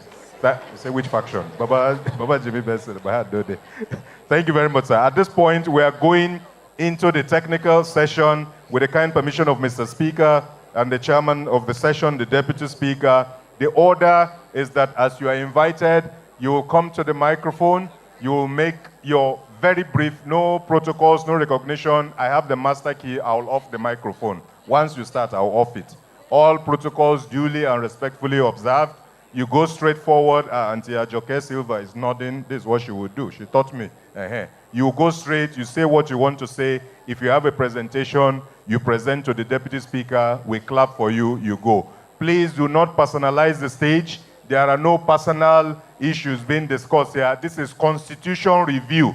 So nobody is bringing any personal matter here. Do not discuss any personal matter. Mr. Speaker, I've been trying to see you. I've not seen you today. I've seen you. You must see me. Please, it's not what we are doing here today. Please, make your presentation on behalf of your groups and you go back. To kick this off, in no particular order, she has made a special request. She's a senior citizen, so if she makes a request, her request should be acceded to. Ladies and gentlemen, make welcome an Amazon, Mama Bakassi herself, a distinguished senator of the Federal Republic of Nigeria, distinguished Senator Florence Ita Giwa, as she steps to the microphone to make her presentation as she has a flight to catch. She came all the way from Calabar to be a part of this. Let's make welcome, please direct her to the microphone, please. Let's make welcome distinguished Senator Florence Ita Giwa as she, please help her adjust the micro. Technical, we agreed you'll be close by. Adjust the microphone for her. Mama, yeah. Thank you. Please, you make your presentation, you present your paper if you have to the Deputy Speaker, and then we call the next person. Thank you very much. I understand that the Etsunupe Alhaji Yahya Abubakar, CFR, MNI, will be making a presentation on behalf of the traditional rulers, different groups, religious groups, women groups. Please get ready. You'll be invited shortly. Thank you. Representative of Chief of Defense Staff, please be on standby. You'll be called. Please, every group that has a position paper, get your paper ready. It will be presented and it will be received. Thank you very much. Let's put our hands together for Mr. Speaker as he takes his leave to prepare for other engagement. Please clap for the Speaker. All of these people have shown interest in what we're doing. They have shown support, and we will continue to acknowledge them. Let's settle down, please. Let's settle down. Let the hall not be rowdy. Keep the greetings till later. Keep the aisles clear, please. Everyone, please settle down. Let's minimize the greetings, please. The proceedings are still ongoing. We are live on TV. The world is watching us. Let us not look rowdy. Let us settle down, please, and give the podium to Mama Bakassi. Senator Florence Itagiwa, please make your presentation. Thank you, ma'am.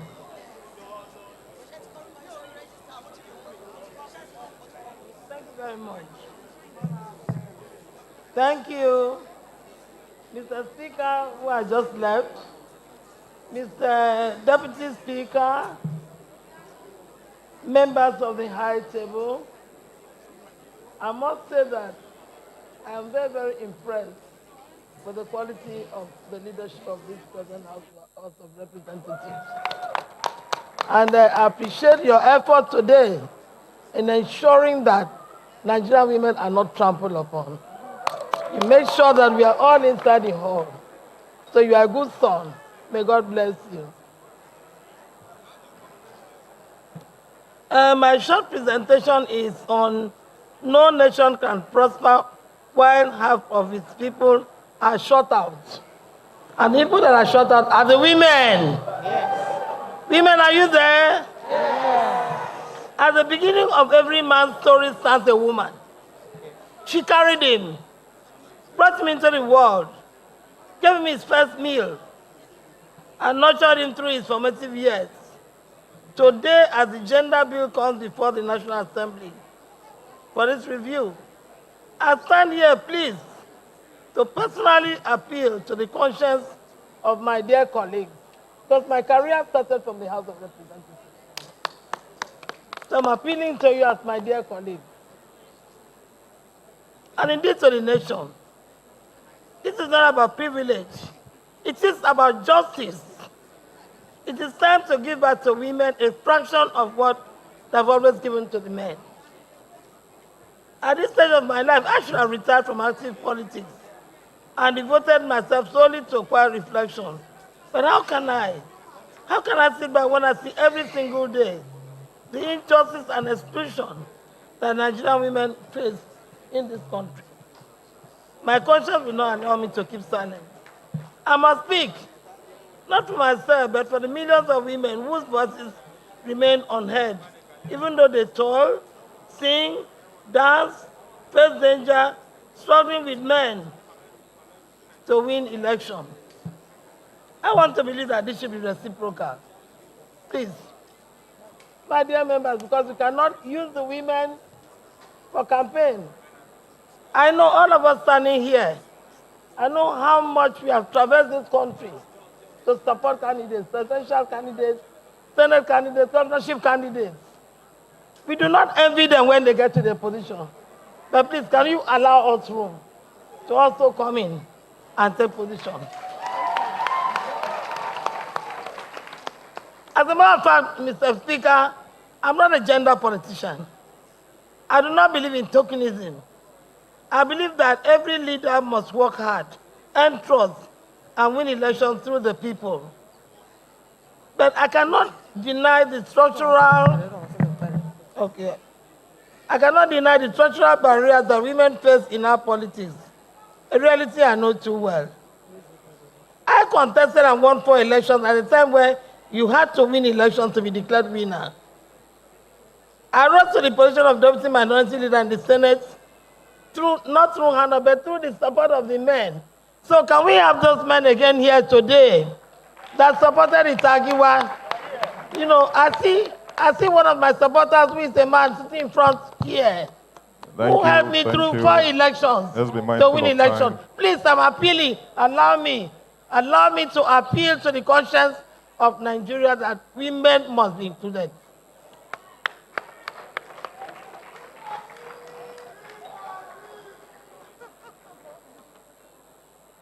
Please.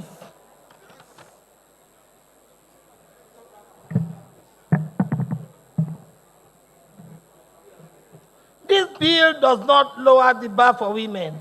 It levels the field. It does not hand out favors. It corrects decades of exclusion. The proposed special seats are not permanent. They are a breach, a corrective measure to heal the imbalance until women can compete on equal ground.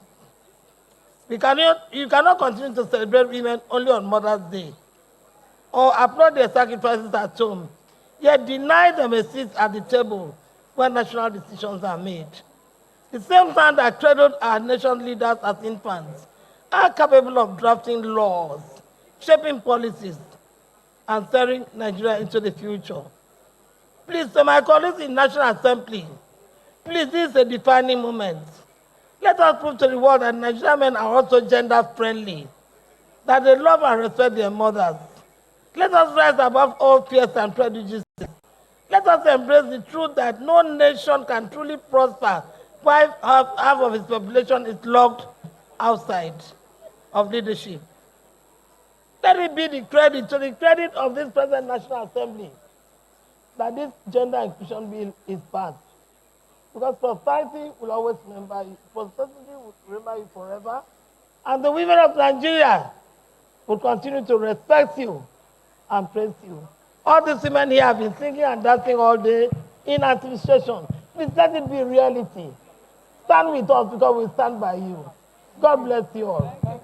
Thank you so very much. Let's put our hands, please. Mama Bakasi, if you have a presentation you make to the chairman, Senator Itagiwa, if you have a presentation you make to guide her, please help her, guide her to make a presentation to the Deputy Speaker and Chairman of Session. Please make way. Let her do that. Let her do that before we go. Guide her, please. Guide her. As that is going on, please let's make welcome the representative of the Chief of Defense Staff, Rear Admiral Ibrahim Shatima. Rear Admiral Ibrahim Shatima, please. The representative of the Chief of Defense Staff as he steps forward to the podium to make his, to the microphone. That one, sir, that one.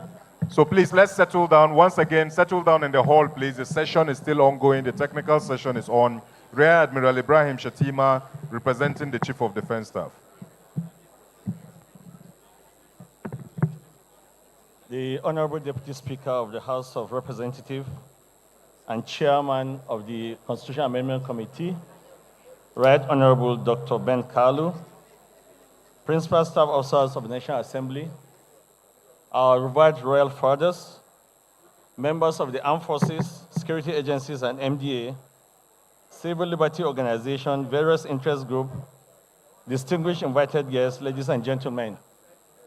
I am Rear Admiral Ibrahim Aliyu Shatima, representing the Chief of Defense Staff, who is unavoidably absent. During the legislative need for policing amendment proposal organized by the Office of Deputy Speaker, House of Representatives, and hosted at the National Counterterrorism Center in June 2025, the Armed Forces submitted her legislative needs for amendment. The purpose of the submission was to address critical legislative gaps. The Armed Forces submission focused primarily on the need to amend the Armed Forces Act Cap A20 Law of the Federation for related matters. Some sections of the Constitution were also considered for proposed amendment as they affect both operational and administrative effectiveness of the Armed Forces of Nigeria. Some of these sections include, but not limited to, Section 6 of the Constitution, Part 3 Supplemental Section 217 and 218, Chapter 8, Part 2, Chapter 2, Part 1, and finally, Part 2 Miscellaneous Provision, amongst others. The Armed Forces Observation. It is, however, observed that the released compendium of the bill that we're here discussing today, nothing concerning the Armed Forces of Nigeria was mentioned. The Armed Forces of Nigeria respectfully requests clarification on the reason for the omission to better understand the status of the submission and the way forward. It will be appropriate for the Armed Forces of Nigeria if informed for the reason for such an omission. To conclude, the Armed Forces remain committed to supporting the legislative process and contributing to amendment of a robust legal framework to strengthen national security and cohesion. Thank you, and God bless you, sir. Thank you so very much, Rear Admiral, for keeping it brief. And please make your presentation to the Deputy Speaker. Admiral? Admiral, sir. You were, okay. All right, it's fine, it's fine. No problem, it's fine, noted. Please, let's put our hands together for him as we make welcome with reverence the Etsunupe Alhaji Yahaya Abubakar, CFR MNI. Please make space for the Etsunupe as he steps forward to respectfully invite him to step forward and make a presentation on behalf of the Traditional Rulers Council. Let's put our hands together for him, please. He will use that. Please, this is a revered first-class traditional ruler. Let us please make him welcome. Esunupe, Your Majesty.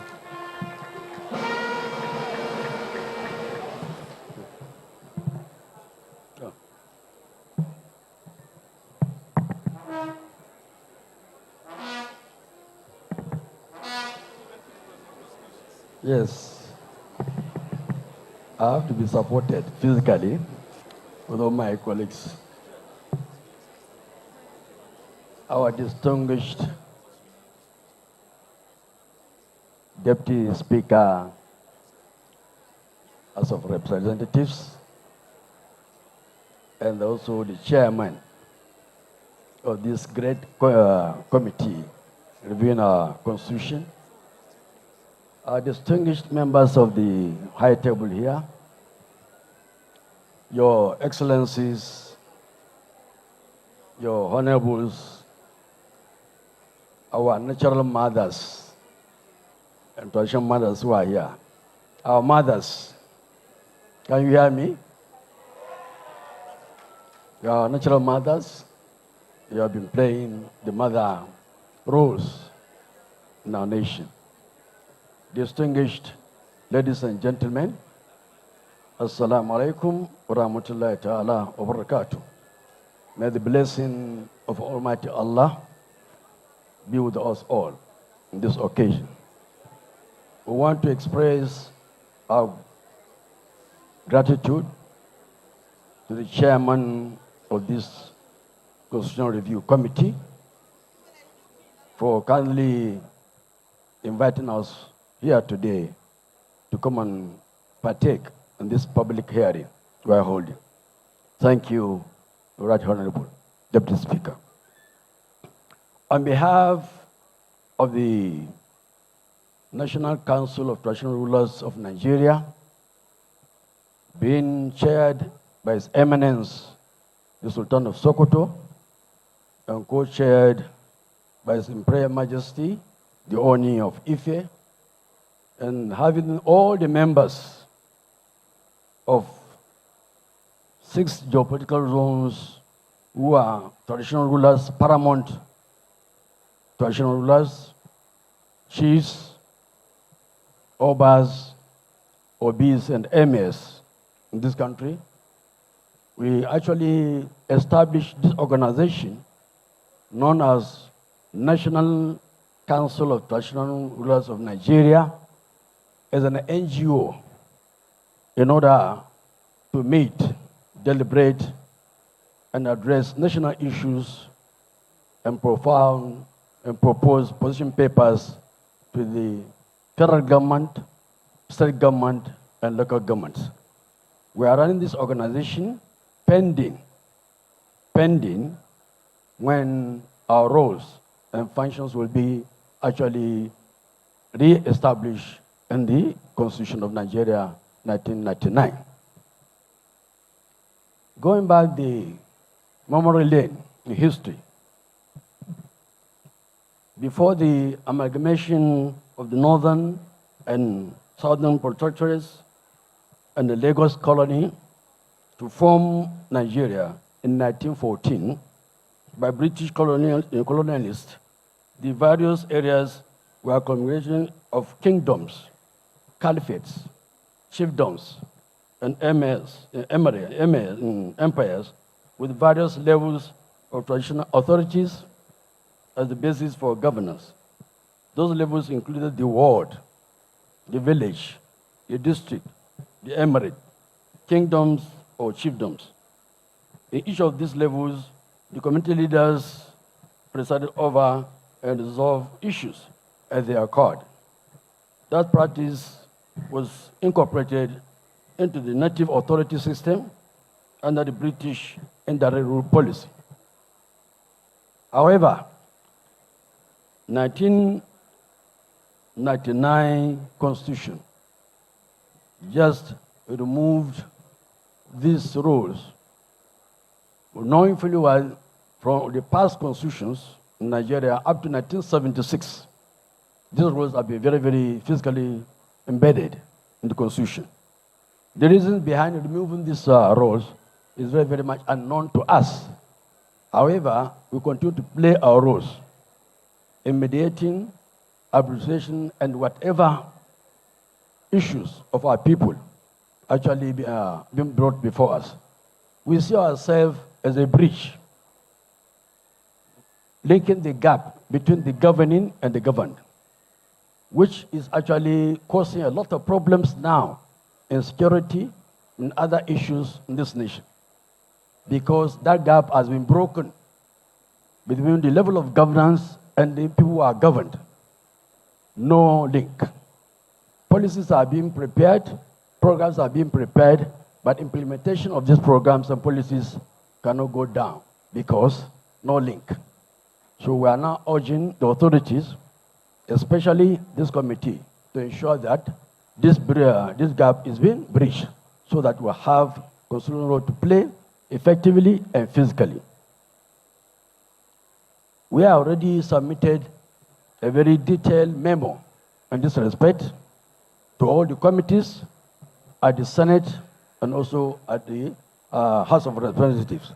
So I don't need to repeat what was submitted on this memo, but I now we are urging, the Council is urging and pleading with the committee to look deeply into the memo already submitted and ensure that our roles are actually perfected in the 1999 Constitution, inshallah.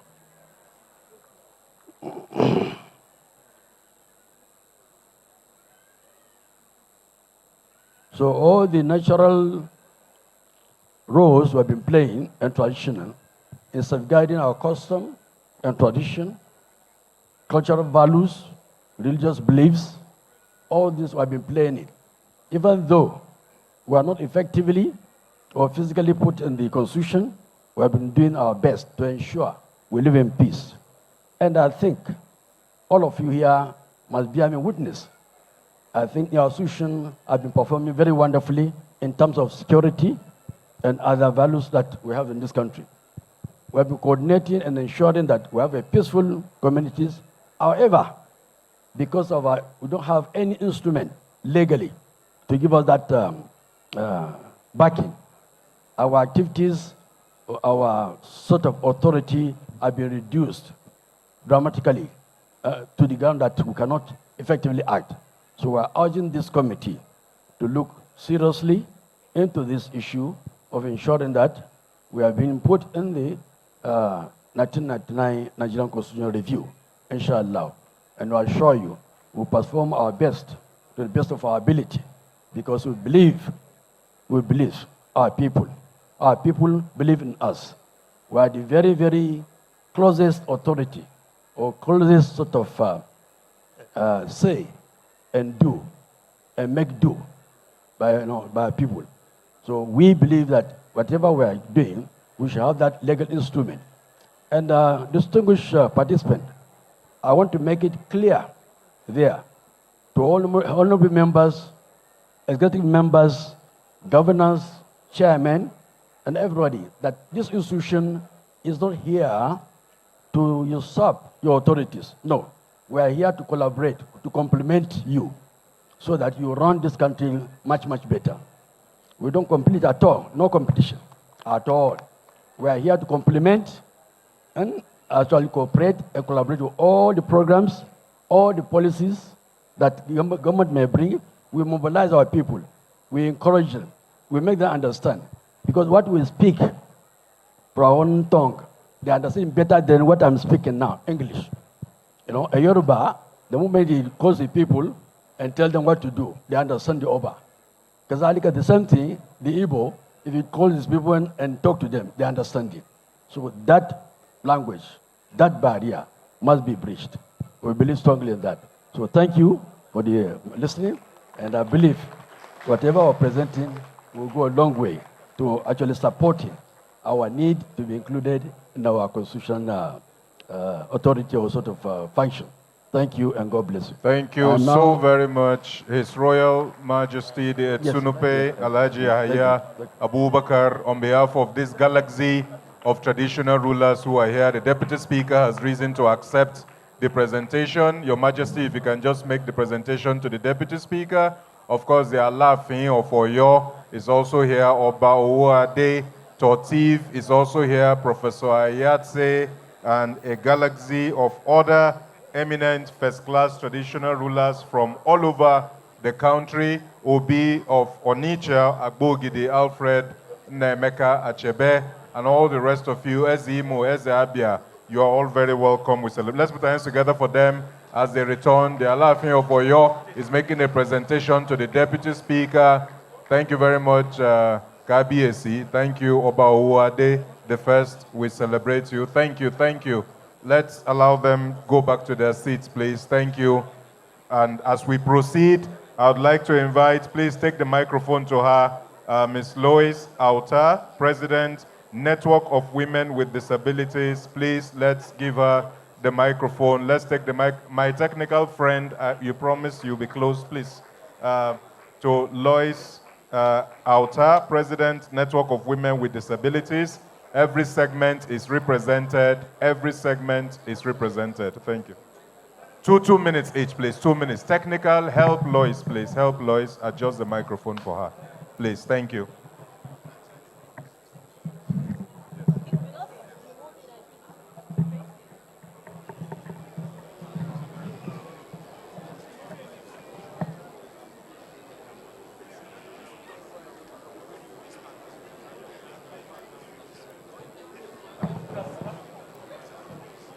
Thank you. 2 minutes, please. 2 minutes. Thank you, Lois. Good afternoon, everyone. Please permit me to sit on the already established protocol. My name is Lois Auta, and I'm representing Network of Women with Disabilities. Please, if you are a woman with disability in the house, join us, please. Please. Let's proceed, please. Thank you. Thank please. you, Thank you, DG, for standing by us. Thank you, Mommy Ene, and everyone. On behalf of women with disabilities in this country, as it is right now, we are at a 0% level of participation in governance. We are triple jeopardized. We are excluded. We are underrepresented in every sector. In Kenya, we have a visually impaired woman who is a senator in Kenya's parliament. What is Nigeria doing? As it is time we move from exclusion to inclusion, from inclusion to participation, and from participation to representation. We also need to move from policy to practice. But before I go on, I sincerely and deeply want to appreciate the leadership of the 10th Assembly, the Senate, and the Speaker for including 5% for persons with disabilities, especially women. Please, a round of applause for the 10th Assembly. And we are also here to tell you that women with disabilities can become the best governors, the best senators, the best members of the House of Representatives, the best members of the state houses of assembly, and any elective or appointive positions. And don't forget, there is productivity in disability. What did I say? There is productivity in disability. Include us, include us, Thank you. include us Thank you. now. Thank you. But before I go on, Thank you. I will give the mic to my colleague, Grace Jerry, to say something. All right, thank you very much, Lois. And while we are calling for our own representation in the reserve seat, we're also looking at the need for a general inclusion of persons with disabilities in the Constitution. A few amendments to some of the sections of the Constitution. In general, disability should be explicitly recognized as a protected category under the Constitution. And that is what we are calling for. Disability affects every one of us. If it hasn't reached you, it hasn't passed you by. So for that reason, disability issues should be explicitly recognized as a protected category under the Constitution. Specific disability rights to include under Chapter 4 of the Constitution, looking at the fundamental rights of everyone. Persons with disabilities shall have equal opportunities in every sphere of life, and particularly shall be entitled to the rights provided herein. Persons with disabilities shall have the right to special protection by the family, society, and the state. Government at all levels shall promote the creation of conditions for learning and developing sign language, braille, and other means of assistive communication. Government of all levels shall actively promote the social inclusion and economic integration of persons with disabilities. Like I mentioned, there are various sections under the Constitution that needs amendment, and good thing we already have come up with those recommendations, and we will submit them for those amendments to be made. Thank you. Thank you. Let's put our hands together for them. Thank you very much. Thank you, Lois. Thank you. Deputy Speaker, please, can you come down, please, and take our memorandum, please. Thank you. Of course, the Deputy Speaker will come. As he is coming, Comrade Okore, please step forward for the youth, and also Mrs. Irene, League of Women Voters in Nigeria, please make your way to the front. Irene, League of Women Voters, make your way to the front. Okore, National Executive President, National Youth Organization, please make your way to the front. Thank you.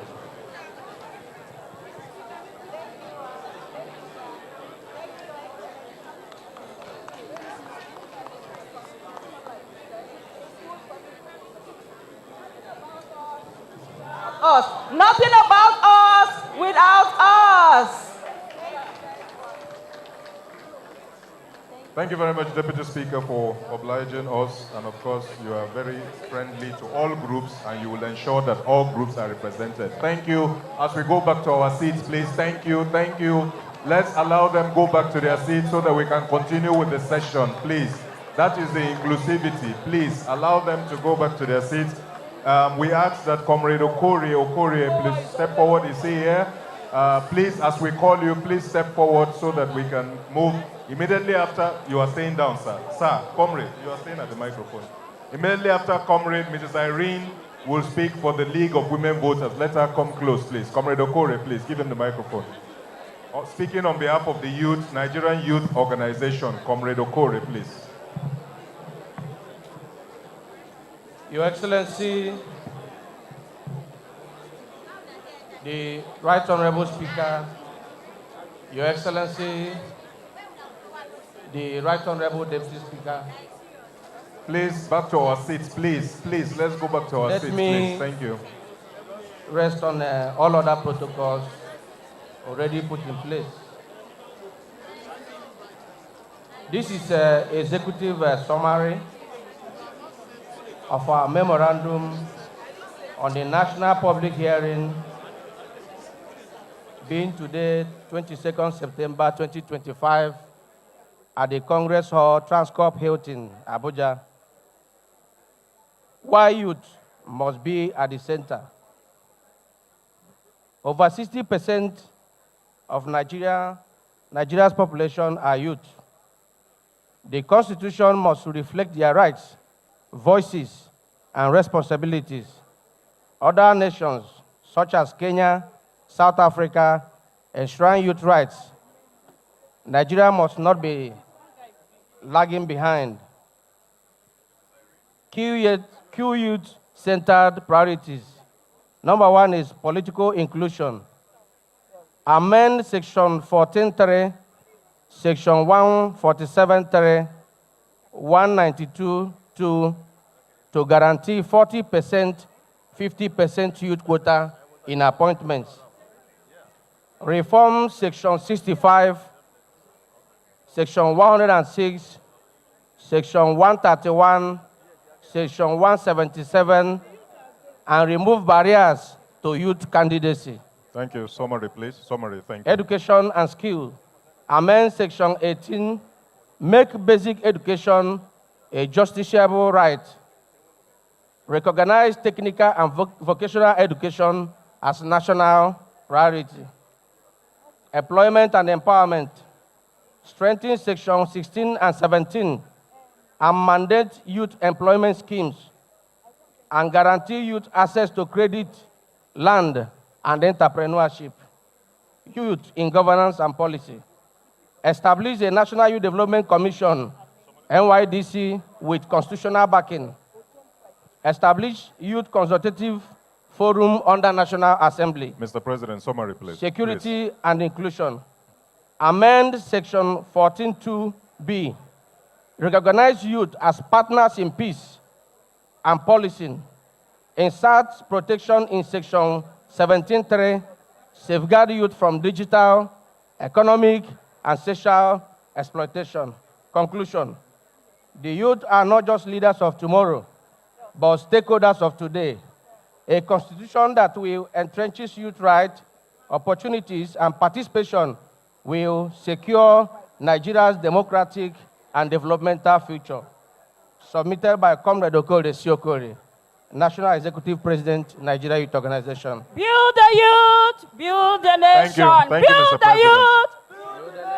Scatter the youth. Scatter the youth. Thank God you. bless Thank you. Nigeria. Make your presentation to the Deputy Speaker, please. Mr. President, this way, Mr. President, this way, this way.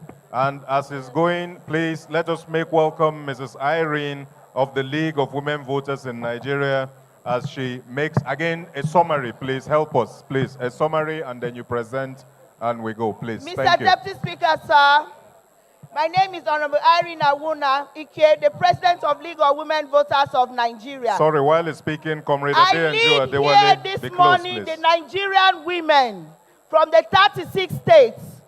May I invite the distinguished elder stateswomen from the 36 states to please step forward, please.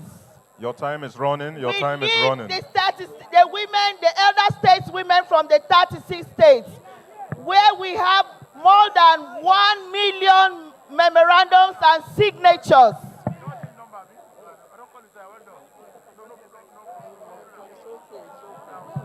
Your time is running. And just continue, ma. we are Continue. We have here- other groups, please. We are here to support the special seats reserved for women bill. Don't block her. Don't block the camera. We are live on TV, please. Make space for her so that the camera can get her. And to speak on behalf of the Nigerian women, we are calling on Iyom Josephine Aneni, a former Minister of Women Affairs, to help us make a remark to present these over 1 million memorandums.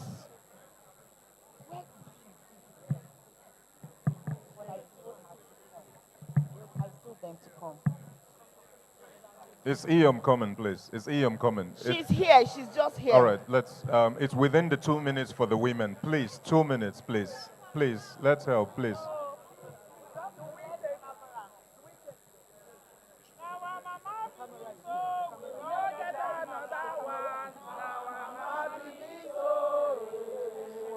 We also have Chief Mrs. Silva Apampa here, and then we have Her Excellency, Dr. Eunice Otom. Please, let's have you here, please. We are standing on all existing protocol. We are the mamas, but we are so happy that we are giving birth to strong children. So, and their voices are stronger. So my Pekin talk. Mommy Apampa, can I have your blessing? Talk.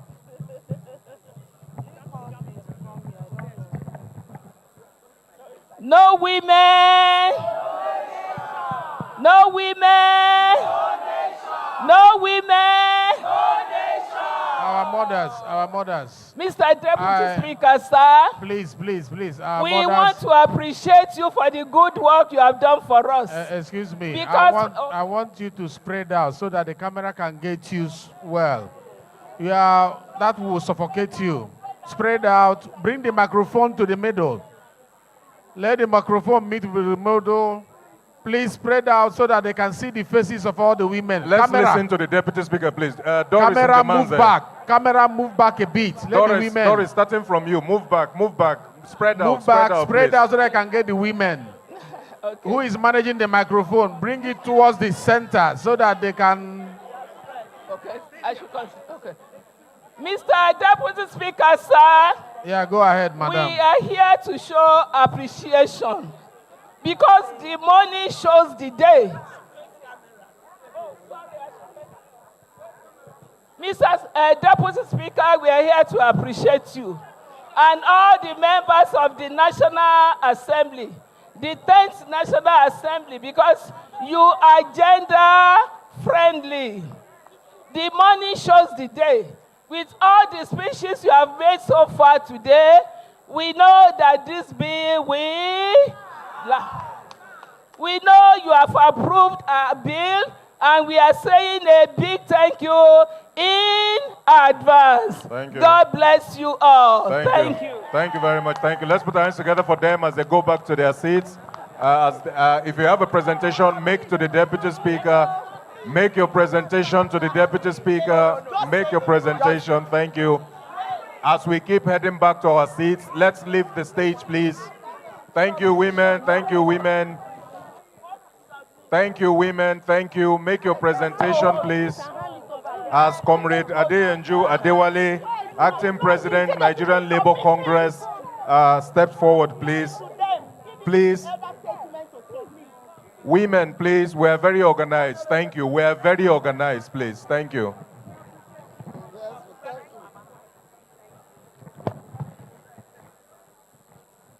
Who is helping him?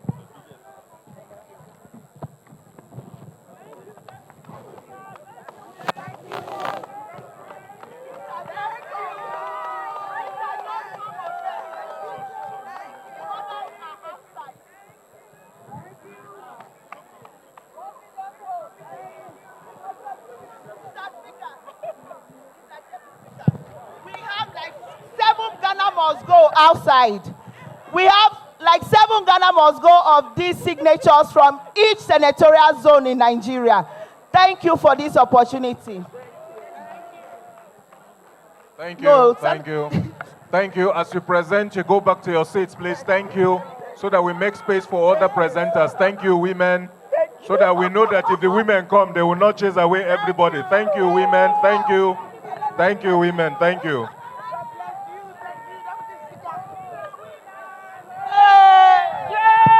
Nigeria women, greatest of the greatest of the greatest Nigeria women. Thank you, our women. Thank you so very much. Thank you, our women. Comrade Adeyanju Adewale, are you close by, please, to speak on behalf of the Nigerian Labour Congress? Please step to the microphone, and as directed by the Deputy Speaker, the microphone should be taken to the middle, please. Take the microphone to the middle, please. All the others, thank you, our women. Can our women go back to their seats, please? Thank you. Thank you. Let's go back to our seats so that we can make space for other presenters, please. Thank you. Please. Organized Labour, Comrade Adeyanju Adewale, Acting President, Nigerian Labour Congress, to speak for Organized Labour, please. Thank you.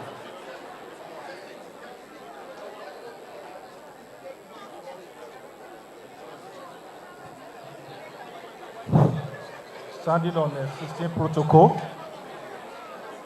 on behalf of the leadership of Nigeria Labour Congress, we are standing on behalf of Comrade Joe Ajaero, who would have loved to be part of this epoch history making today, but he was on our way for another beautiful assignment, and he has asked us to come and deliver his speech. As a progressive and mass-oriented National Labour Center, the Nigeria Labour Congress has been very active in advancing working class and popular position in the various positions have been primed to deliver an egalitarian, just, equitable, and developmental state with all the enabling appurtenances of social justice. At the last cycle of constitutional amendment by the 9th National Assembly, the Nigeria Labour Congress made very salient submissions on topical national issues, including the bid by a federal legislator working in cohorts with some of clandestine interests to remove the labor provisions in Schedule 1, Item 34 of the 1999 Nigeria Constitution from the exclusive legislative list to the current legislative list. The plus was to enable state government to fully institutionalize slave labor camps across the country through the regulation of Nigeria labor law. Nigeria workers rose against this travesty of social justice and manifestation of the epoch of man's humanity to man. The grounds for the rejection of the bill by workers and the generality of Nigeria include the fact that the number of labor provisions from the exclusive to the legislative list would foil the national minimum wage system, which Nigeria signed up to through the ratification of June 16, 1961, of the International Labour Organization, ILO, Minimum Wage Fixing Mercenary Confession number 026. This will open the gate to slave wage across Nigeria. Furthermore, removal of labor provision will allow many state governors who already violate many laws to institutionalize the abuse of workers' fundamental rights. Already, many state governments have shown such traits with prosecutions of trade unions. Even when trade unions are in the excluded list, little is left to imagine about what will happen to the average workers in Nigeria.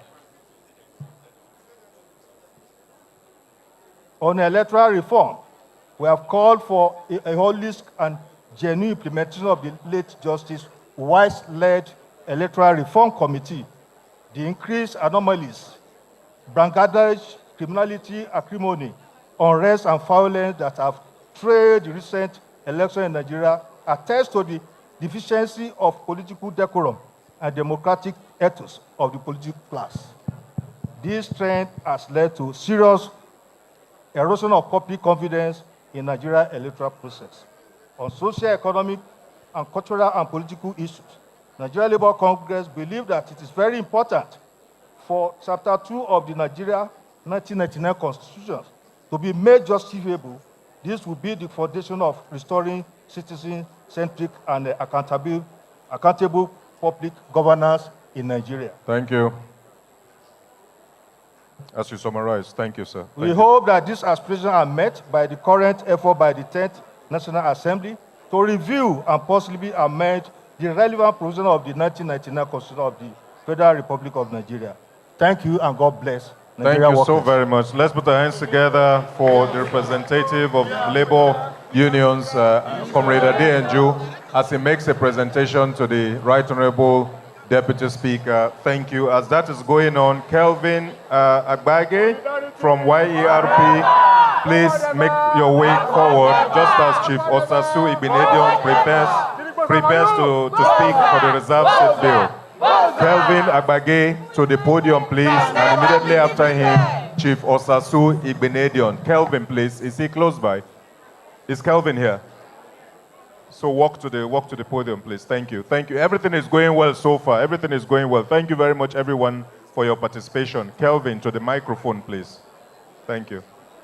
Please, immediately we'll finish speaking. Let's make our way back to our seats. Please make your ways back to your seats, please. Thank you. Thank you very much. As that is going on, Chief Osasu Igbenedion, I see Her Excellency Eki Igbenedion, and all the people that have come with them, please get ready. Kelvin, please.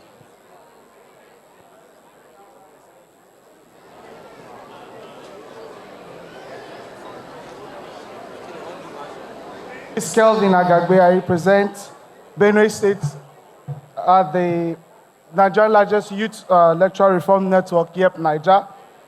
And to improve youth confidence in the constitutional reform process and electoral reform process, we have the following position to make to this honorable committee. And one is to transfer the constitutional powers of INEC of selecting appointments into INEC, both chairman and the commissioners, from the president to a non-partisan committee. Two, the conclusion of pre-election and post-election petitions before swearing in of winners, so allow a free and fair process before they are being sworn in. And this is going to allow lawmakers like themselves not to be distracted in their lawmaking activities. And finally, the deletion of INEC's power to prosecute election offenders from the Constitution, and that power be transferred to an Electoral Offense Commission that will be created by the INEC, by the National Assembly. With the permission of Mr. Chairman, I would like to present the full memorandum which carries all these recommendations and the relevant section in the Constitution for their consideration. Thank you so much. Thank you so very much for keeping it brief. Please make your presentation to the chairman. Go ahead. Thank you very much. As Chief Osasu Igbinedion Oguche steps forward to the microphone. Let's make her welcome Chief Osasu Igbinedion Oguche.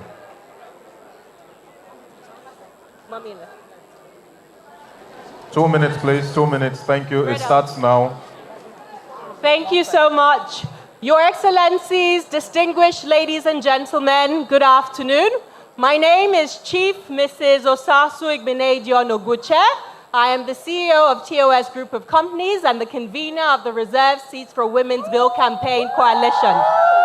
I'm standing here today with my mother, Her Excellency, Dr. Mrs. Eki Igbinedion, I almost called you Oguche, who has fought for women's rights since before I was born. She's the giant on whose shoulder I stand on today. So I honor you, Mommy. Thank you so much for being here.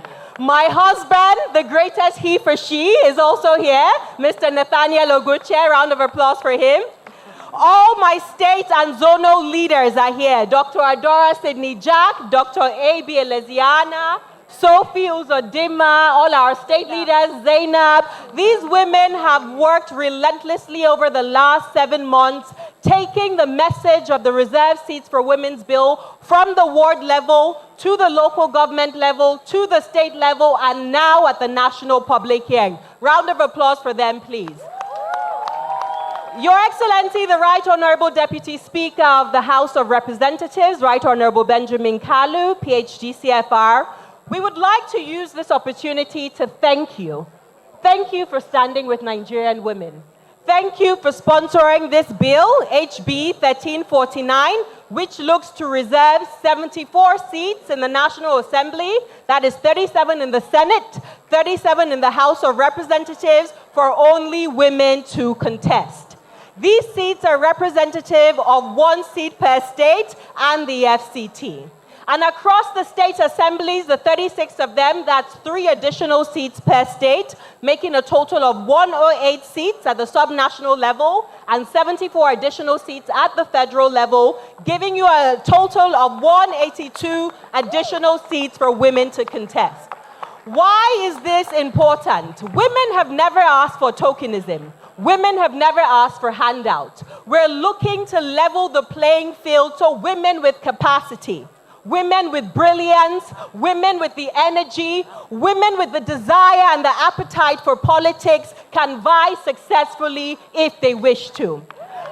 I had a young girl come up to me and said, Auntie Osasu, I want to be a senator, but I do not see women represented in parliament. Do you think my dreams are valid? Do you think this is possible? And I said, yes, with the Reserved Seats for Women's Bill, we would take a step towards correcting this systemic wrong. And you, my dear daughter, will be able to vie successfully for office one day. So this is why we're here today. Nigerian women stand in solidarity with the 10th National Assembly, the leadership of the Senate, the leadership of the House of Representatives, and all parliamentarians, all 469 of you, to throw your weight behind this bill. Because it's not just for us sitting here today, it is for young children like Zephaniah Oguche, who is only 8 months old. It is for young he-for-she's like this, my little boy here, who would look one day at Nigeria's future and said, yes, women and men collaborated together to make this country a better place.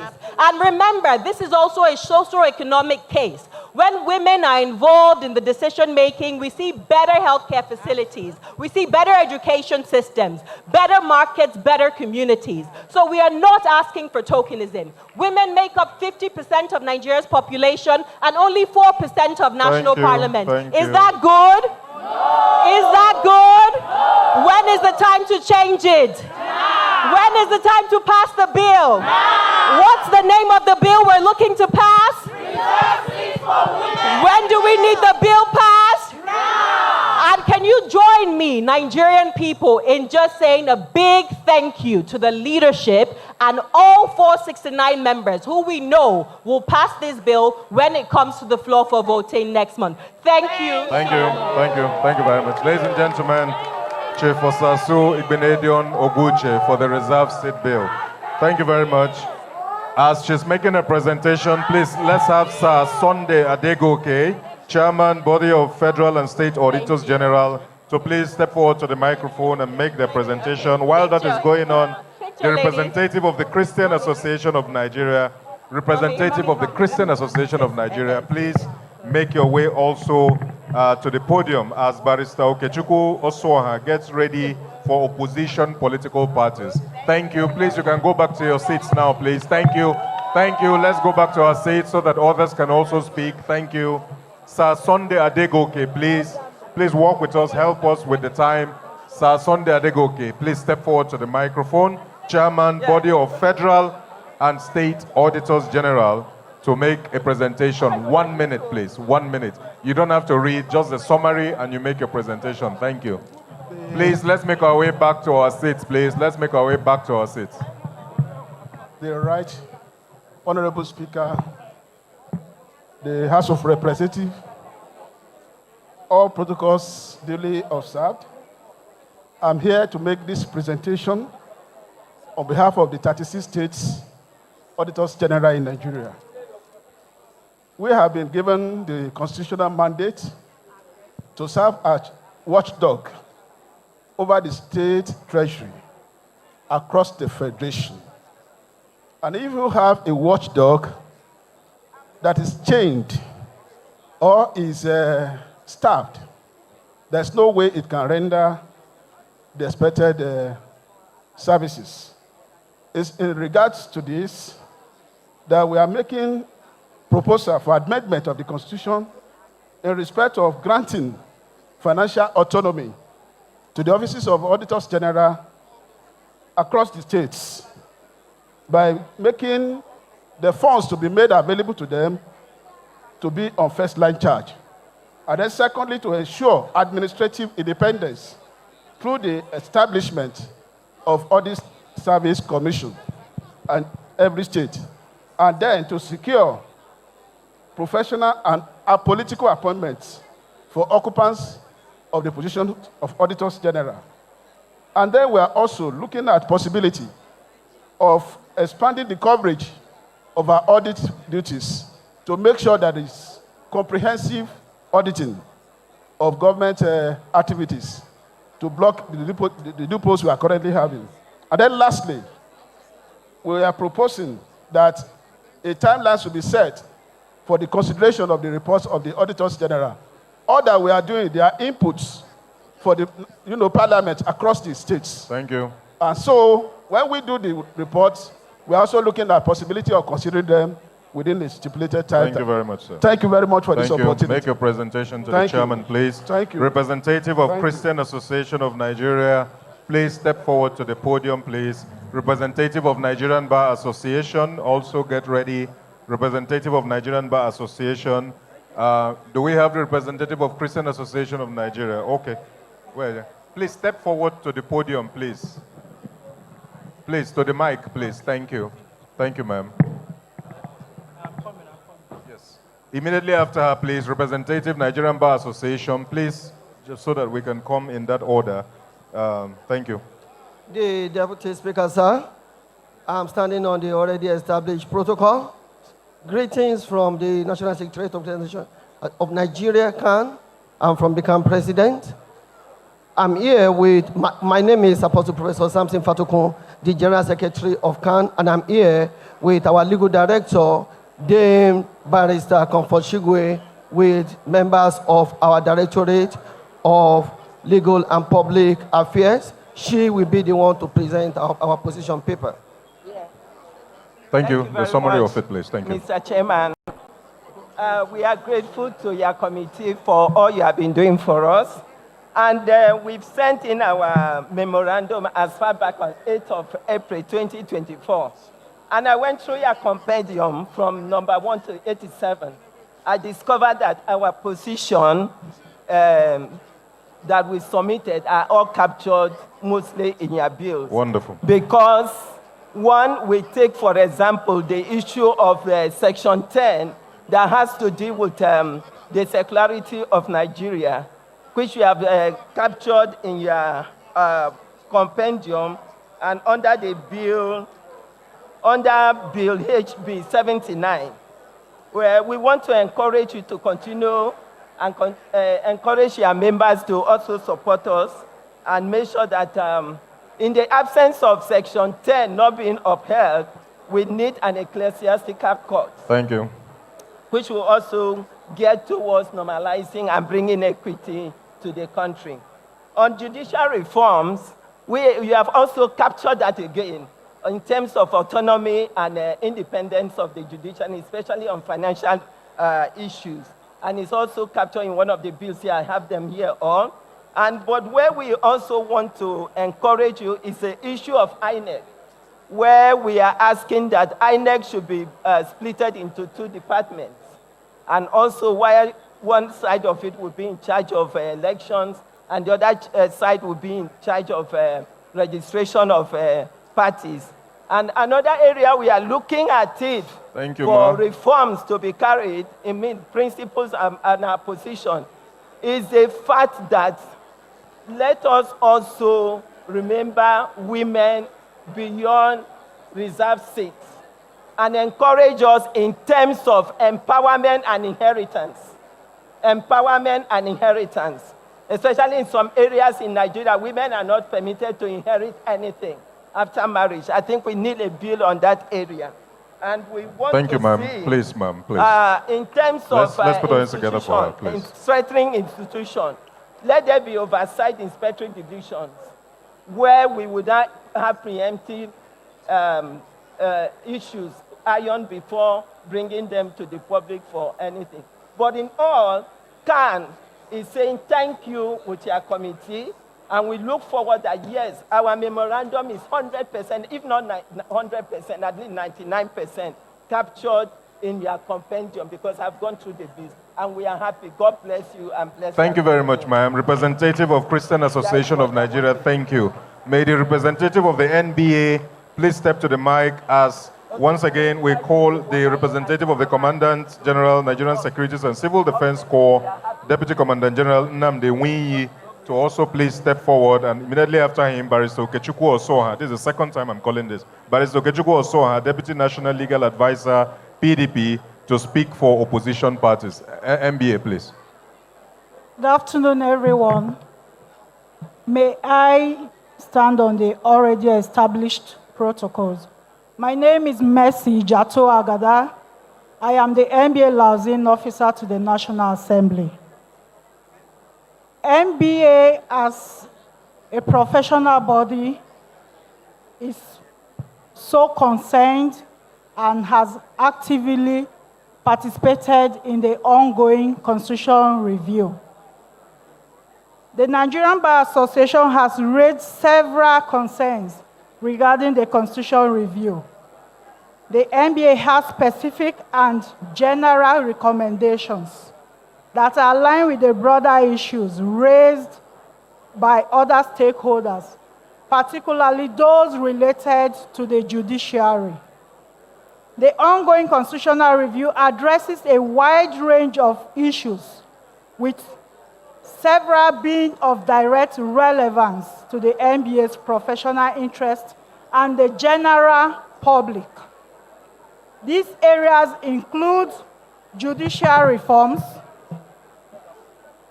This is a primary concern of the NBA.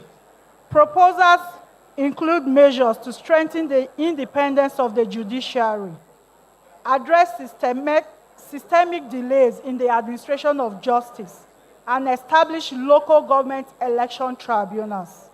The NBA's own constitution and recent communiques also emphasize the need to modernize the legal system to enhance justice delivery and align with international best practices. Devolution of powers. The NBA supports the devolution of powers from the federal to the state and local governments. This includes proposals for state police to address Nigeria's security challenges, and granting more physical autonomy to local governments. Fiscal federalism. There is a consensus among many stakeholders, likely including the NBA, that the federal government controls too much of the national revenue. Recommendations in this area focus on improving fiscal transparency.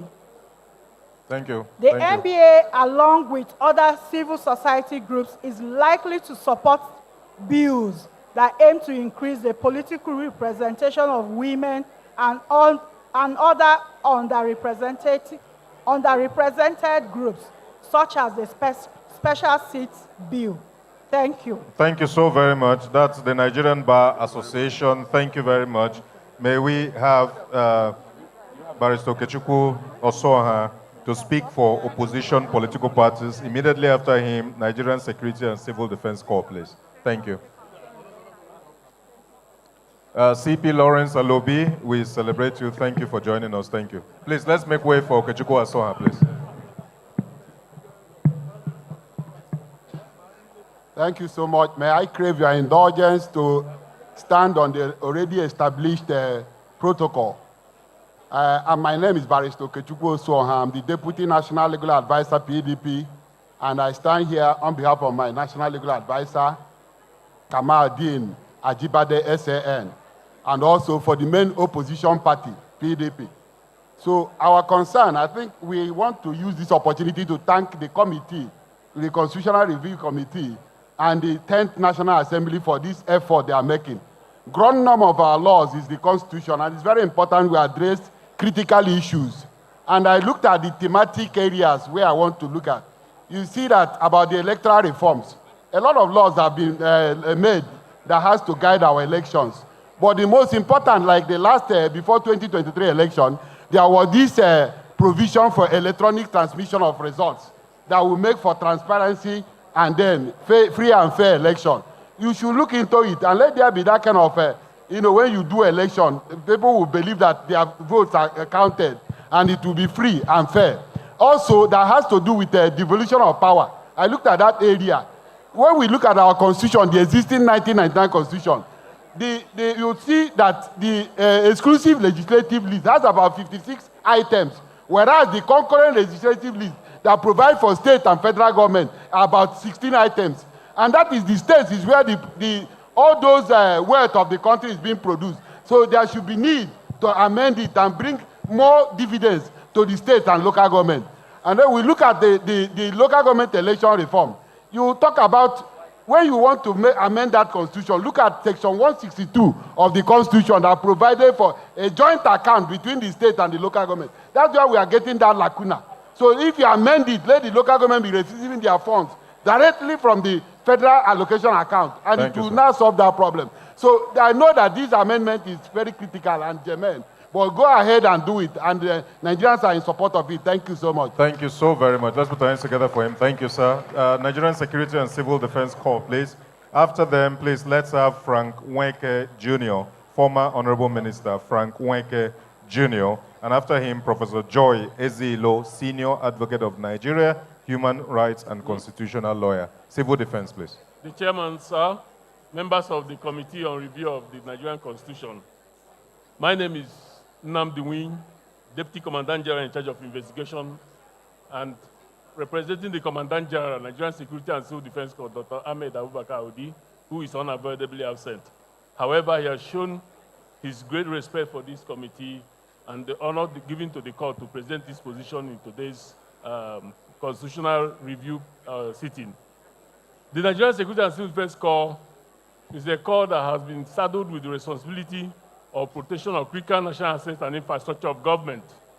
It's also involved in the fight against anti-vandalization in various fields. The corps is also saddled with provision of security in the agro-allied industry through the agro-rangers. It has also been saddled with also helping in fighting illegal mining that has reduced the country to a war zone.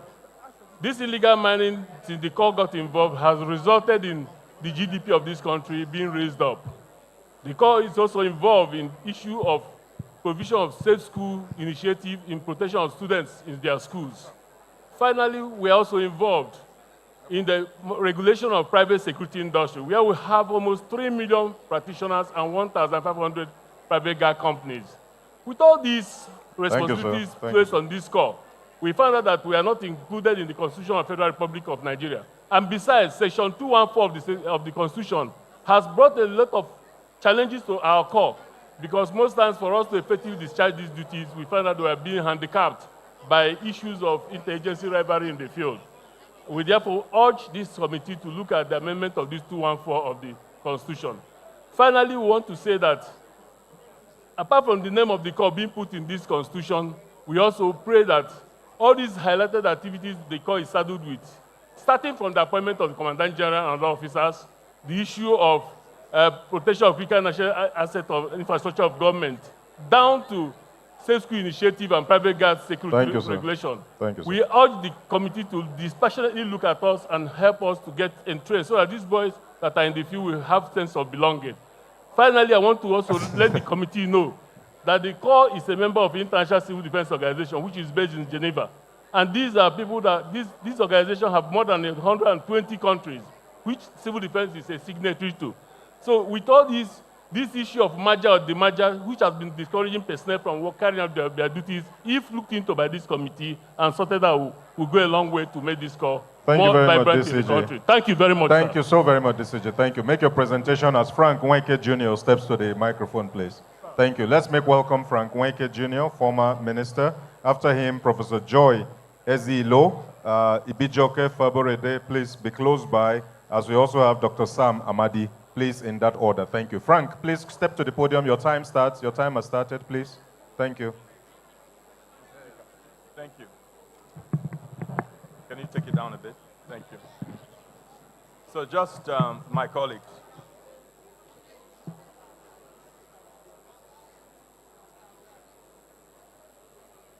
"30 seconds gone."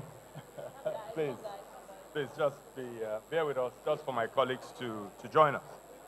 Well, Mr. Speaker, very distinguished ladies and gentlemen, it is with deep honor and solemn responsibility that I stand before this assembly on this momentous occasion.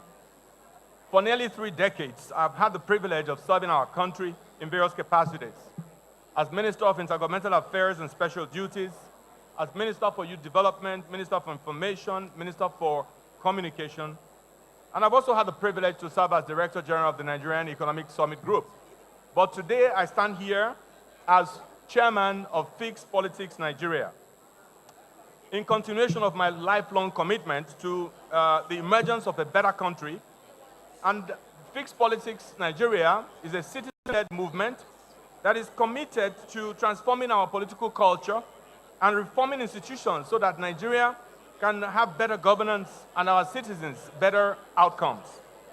We commend the 10th House of Representatives for embracing the voices of citizens in this constitutional reform process. Truly, democracy ought to be lived this way, listening to the people, elevating their aspirations, and making those aspirations part of our fundamental law. But today, our submissions focuses on 2 vital reforms. The first one is diaspora voting, and the second one is independent candidacy. These are not peripheral, Mr. Speaker. They are central to what democracy is about. It's about fairness and it's about inclusion. And we demand that this should be included prior to the elections in 2027. I'll focus very briefly on diaspora voting. Nigerian diaspora is vast and deeply engaged. Estimates place the number of Nigerians in diaspora to between 17 to 20 million. Their financial contribution is enormous. And in 2024 alone, remittances officially recorded were put at $20.93 billion US, more than 4 times the value of foreign direct investments in the same period. Over just 5 years, diaspora remittances exceeded $90 million US, sustaining our economy, supporting households, education, real estate, health, agriculture, and more. Nigeria alone receives 35% of sub-Saharan Africa's diaspora remittances, roughly about $19.5 billion in 2023. But despite these contributions, Nigerians abroad currently have no constitutional or legal mechanism to vote from outside the country. Several bills have been proposed, including amendments to Section 77 and 117 of the Constitution, but none have passed. Other countries are already ahead. Kenya allows out-of-country voting for presidential elections. South Africa, Namibia, Burkina Faso, Togo also practice diaspora voting. Ghana, under its representation of the People's Amendment Act 2006, has legislated for diaspora voting, though implementation is partial. Independent candidacy. Nigeria is considering constitutional reforms to allow independent candidates to contest elective offices at all levels, presidential, federal, state, and local government, without having to be sponsored by a political party. Under the proposed rules, independent candidates must obtain certain verified signatures.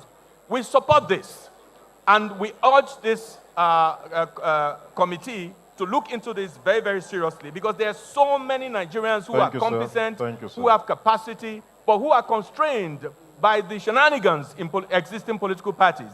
And so we at Fixed Politics are very happy to have this opportunity to make this strong representation, and are supremely confident that on the merits of it, based on data, based on empirical evidence, and based on global best practice, that these proposals will be well received for the benefits of our country and for the development of our democracy.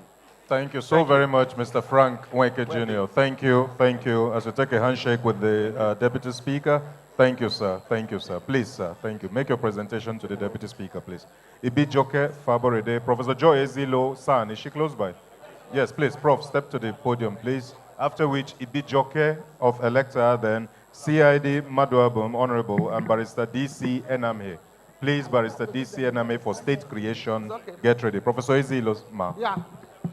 Thank you, Your Excellency, distinguished members of the House of Representatives, distinguished ladies and gentlemen, our royal fathers here, the women.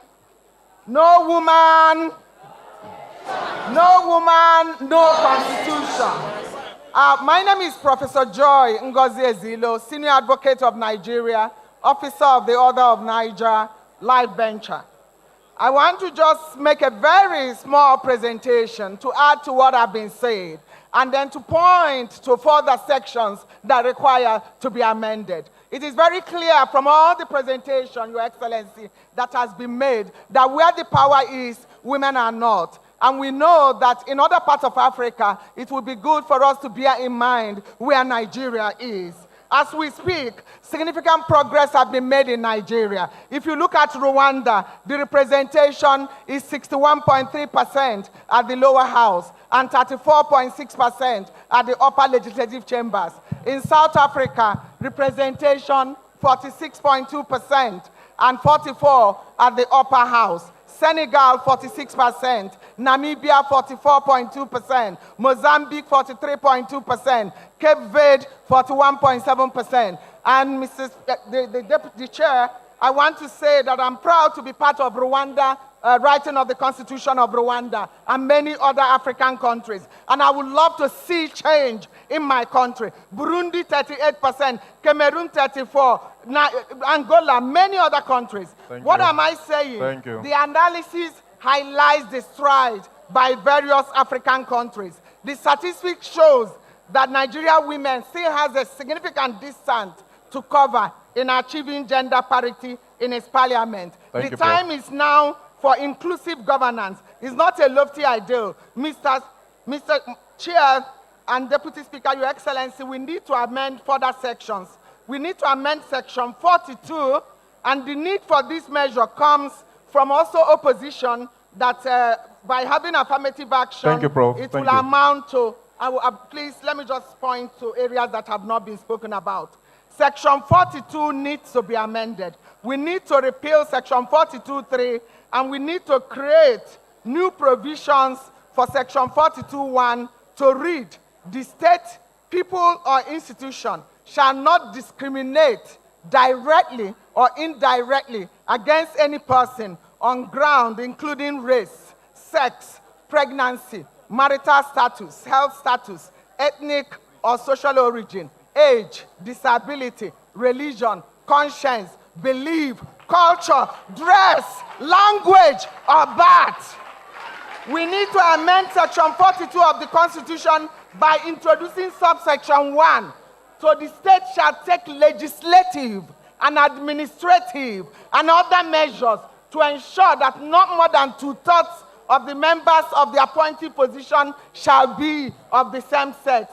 Further amendment Section 147(3), further amendment Section 192(1), introducing subsection 1 to read, the governor shall ensure, again, that no more than 2/3 of the list proposed for nominees as commissioners shall be of the same sex. Mr. Speaker, I have other presentation, and I will simply pass on my memo on state police in particular, on state creation again, that we need equality of state, and we need, as a federation, to address injustice and to redress imbalances and give additional 1 seat to southeast states of Nigeria so that they can have 6 states. On state police, I support the establishment of state police as an essential part of federalism and for effectively preventing and combating crime. And I've advocated for this since 2012, when I was Special Rapporteur on trafficking, and I've seen how others work. I will present my memo. It contains so many other things. Yes, ma'am. But what we are saying, that the time is now. Yes, ma'am. We agree. The time we agree, is Prof. now. We agree, Prof. The time is now. We agree, Prof. And we have to know that you. we are not talking about tokenism. Thank you. We are talking about inclusion. Thank you, Prof. Inclusion of so women that in others governance. will be included for too. Thank you, Prof. engendered development and democracy. A democracy that is not engendered is indeed in danger. Thank you. It is in Thank danger. you. Thank you, Prof. Thank you. Professor Joy Ezilo, Senior Advocate of Nigeria. Let's put our hands together for our very passionate. The Alaafin of Oyo, Your Excellency, the Deputy Speaker, has made a request that he would like to witness the presentation of the creation of a new state from Oyo town. So he has craved, of course, when the traditional ruler makes a request, the Deputy Speaker has authorized me to suspend everything and allow the Alaafin of Oyo, please step forward and make his presentation, led by Chief Emmanuel Laoye and Chief Adeshokbe. Please step forward and make your presentation. Thank you. While it's coming, please, thank you. Ibijoke, be ready. CID Maduabom, please. Let us wait for the Alaafin, please. Traditional institution, the Deputy Speaker respects.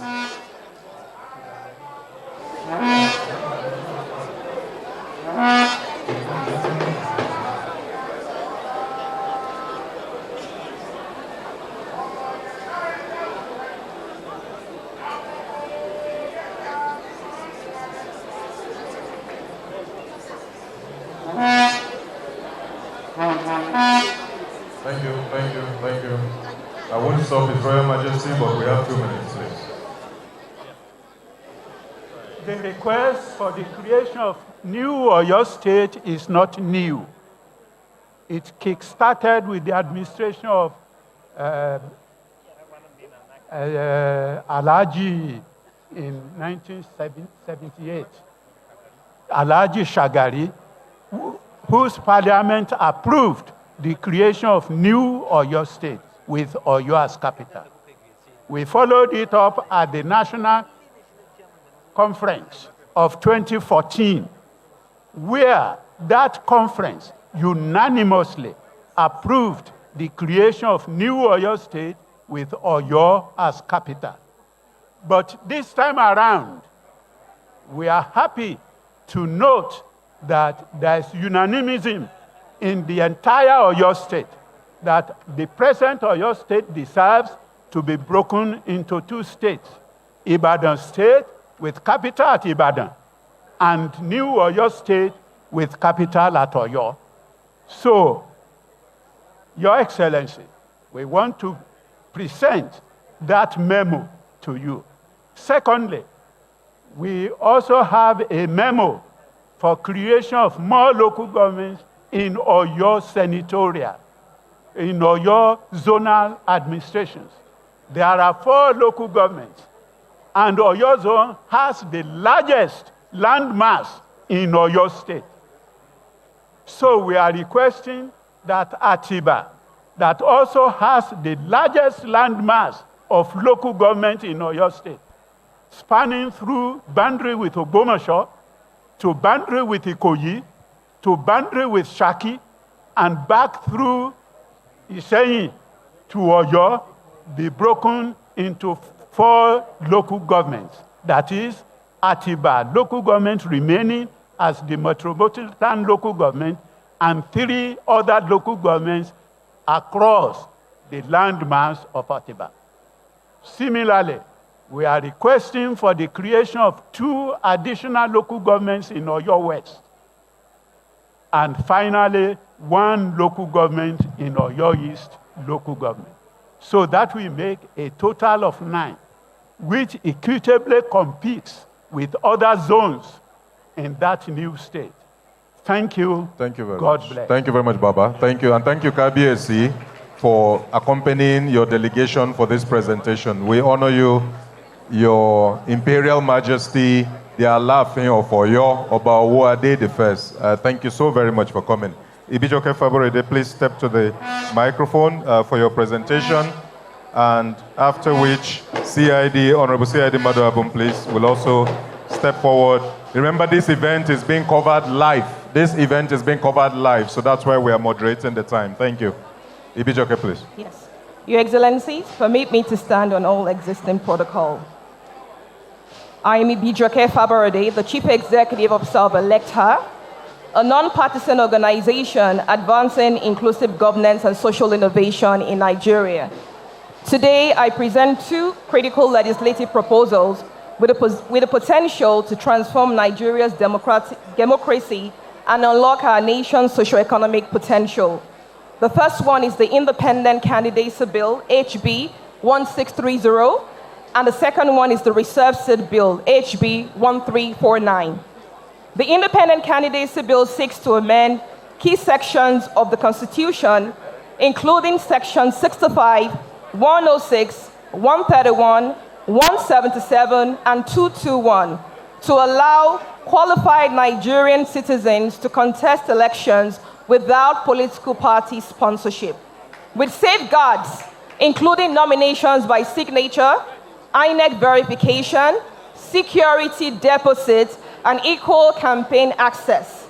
Thus, this bill threatens the existence of or dominance of political parties. Absolutely not. Political parties remain central to democracy. The bill mirrors global practices in over 90 democracies, including Ghana, India, South Africa, the UK, Finland, and Kenya, where independent candidacy coexists with strong political party systems. The urgency is clear. The 9th National Assembly had a 100% turnover rate of female senators. Now, let me put this into perspective. No female senator from the 9th Assembly made it to the 10th Assembly.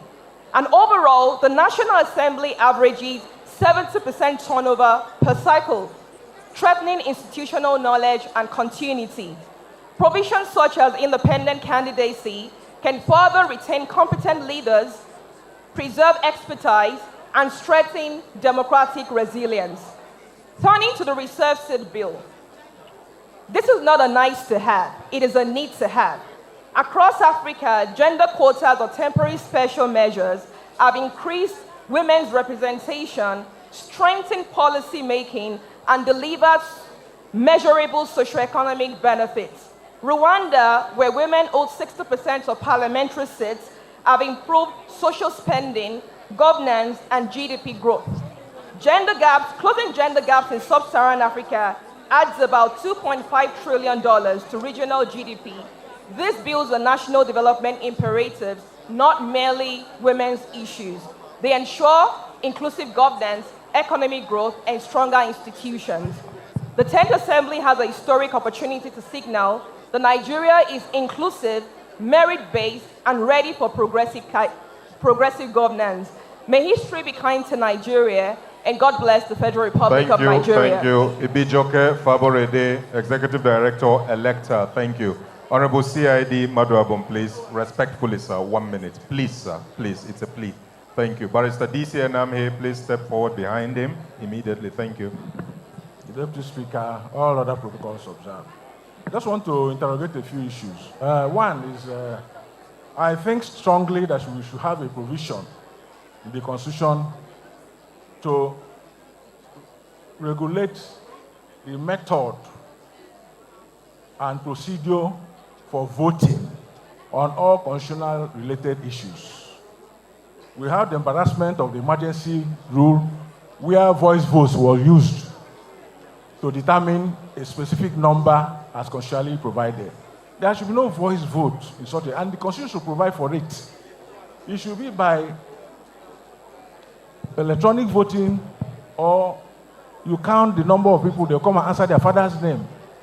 A situation where provisions are made in the Constitution and is subverted in practice is what we should concentrate on.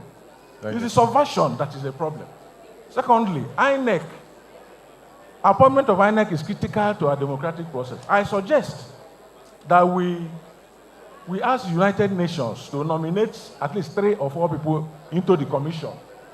Those that will be neutral. If we cannot guarantee the neutrality of INEC, there's nothing we can do. The process will be subverted.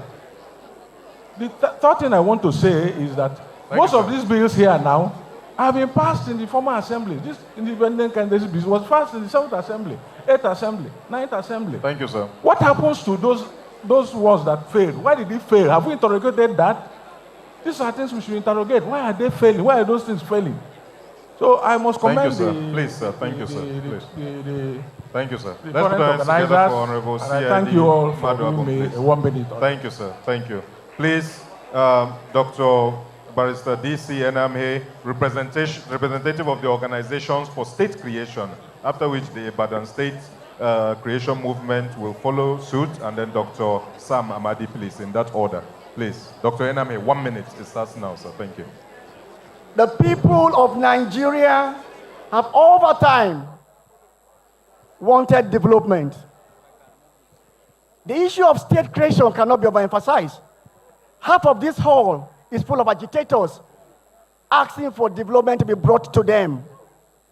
And so, I am here on behalf of all the states who are agitating for more states and asking Nigeria to look at us.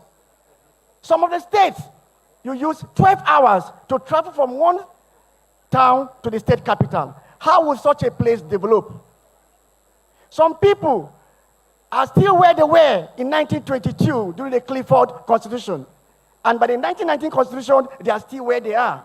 The only way you can bring development growth to the people is if you bring development and state creation near them. I come from Ogoja. Ogoja is very, very, very far from Calabar. If you leave in the morning, 6 a.m., you get to Ogoja at 8 p.m. Even my friends here from Ogoja know it. Even the deputy speaker, chairman of this very wonderful committee, who is a great Malabite and Ogoja man, can attest to it. There is no way this country can go without creating one of the oldest provinces that was in this country, the Ogoja province. Thank you, sir. We call on Nigerians. We call on Mr. President. We call on this committee to give us a chance. Give us Ogoja State. Am I saying that? Thank you, sir. Do we want Ogoja State? Are you ready to support us? Thank you. Ogoja State will give you development. Thank you, sir. Thank you. Ibadan State, please. Ibadan State next. Thank you. Thank you very much.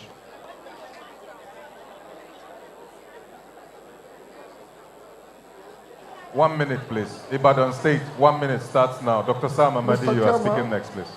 Standing on the already established protocol, my name is Chief Barrister Ni Ajewole, the President General of Central Council of Ibadan Indigene, and on behalf of His Imperial Majesty, His Excellency Obarasidi Adewolu Ladoja, the Olubado of Ibadan land, and the good people of Ibadan land, we come before you to seek for the creation of Ibadan State.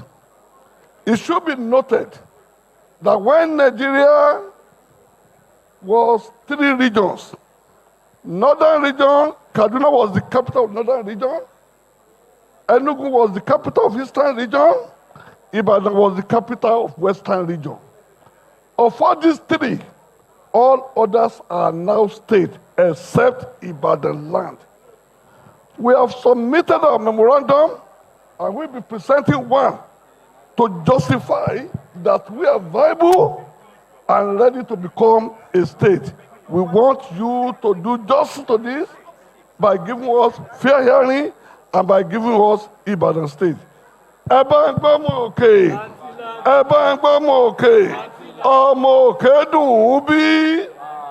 you, sir. Thank you, sir. Please make your presentation. Thank you, sir. Dr. Sam Amadi, please. Dr. Sam Amadi, please. After which, Professor Sadiq Umar Abubakar, the National Chairman, Social Democratic Party, please. Thank you. Dr. Sam Amadi, please step to the microphone, please. Thank you. Thank you, the Speaker, Deputy Speaker, all protocols observed. The Abuja School of Social and Political Thought, first, we commend this process. We have just 3 points to make. We support the electoral reform provisions in the compendium. Particularly, we think it's important to have a different body regulate party registration and regulation. Secondly, there's a provision to dilute or remove the power of the president to appoint. We want to urge the committee to consider 2 options, either to take that power for the president or allow it and create constraints on who can be appointed. For example, we can have persons who have been party leaders or political appointees for 5 years not valid to be elected.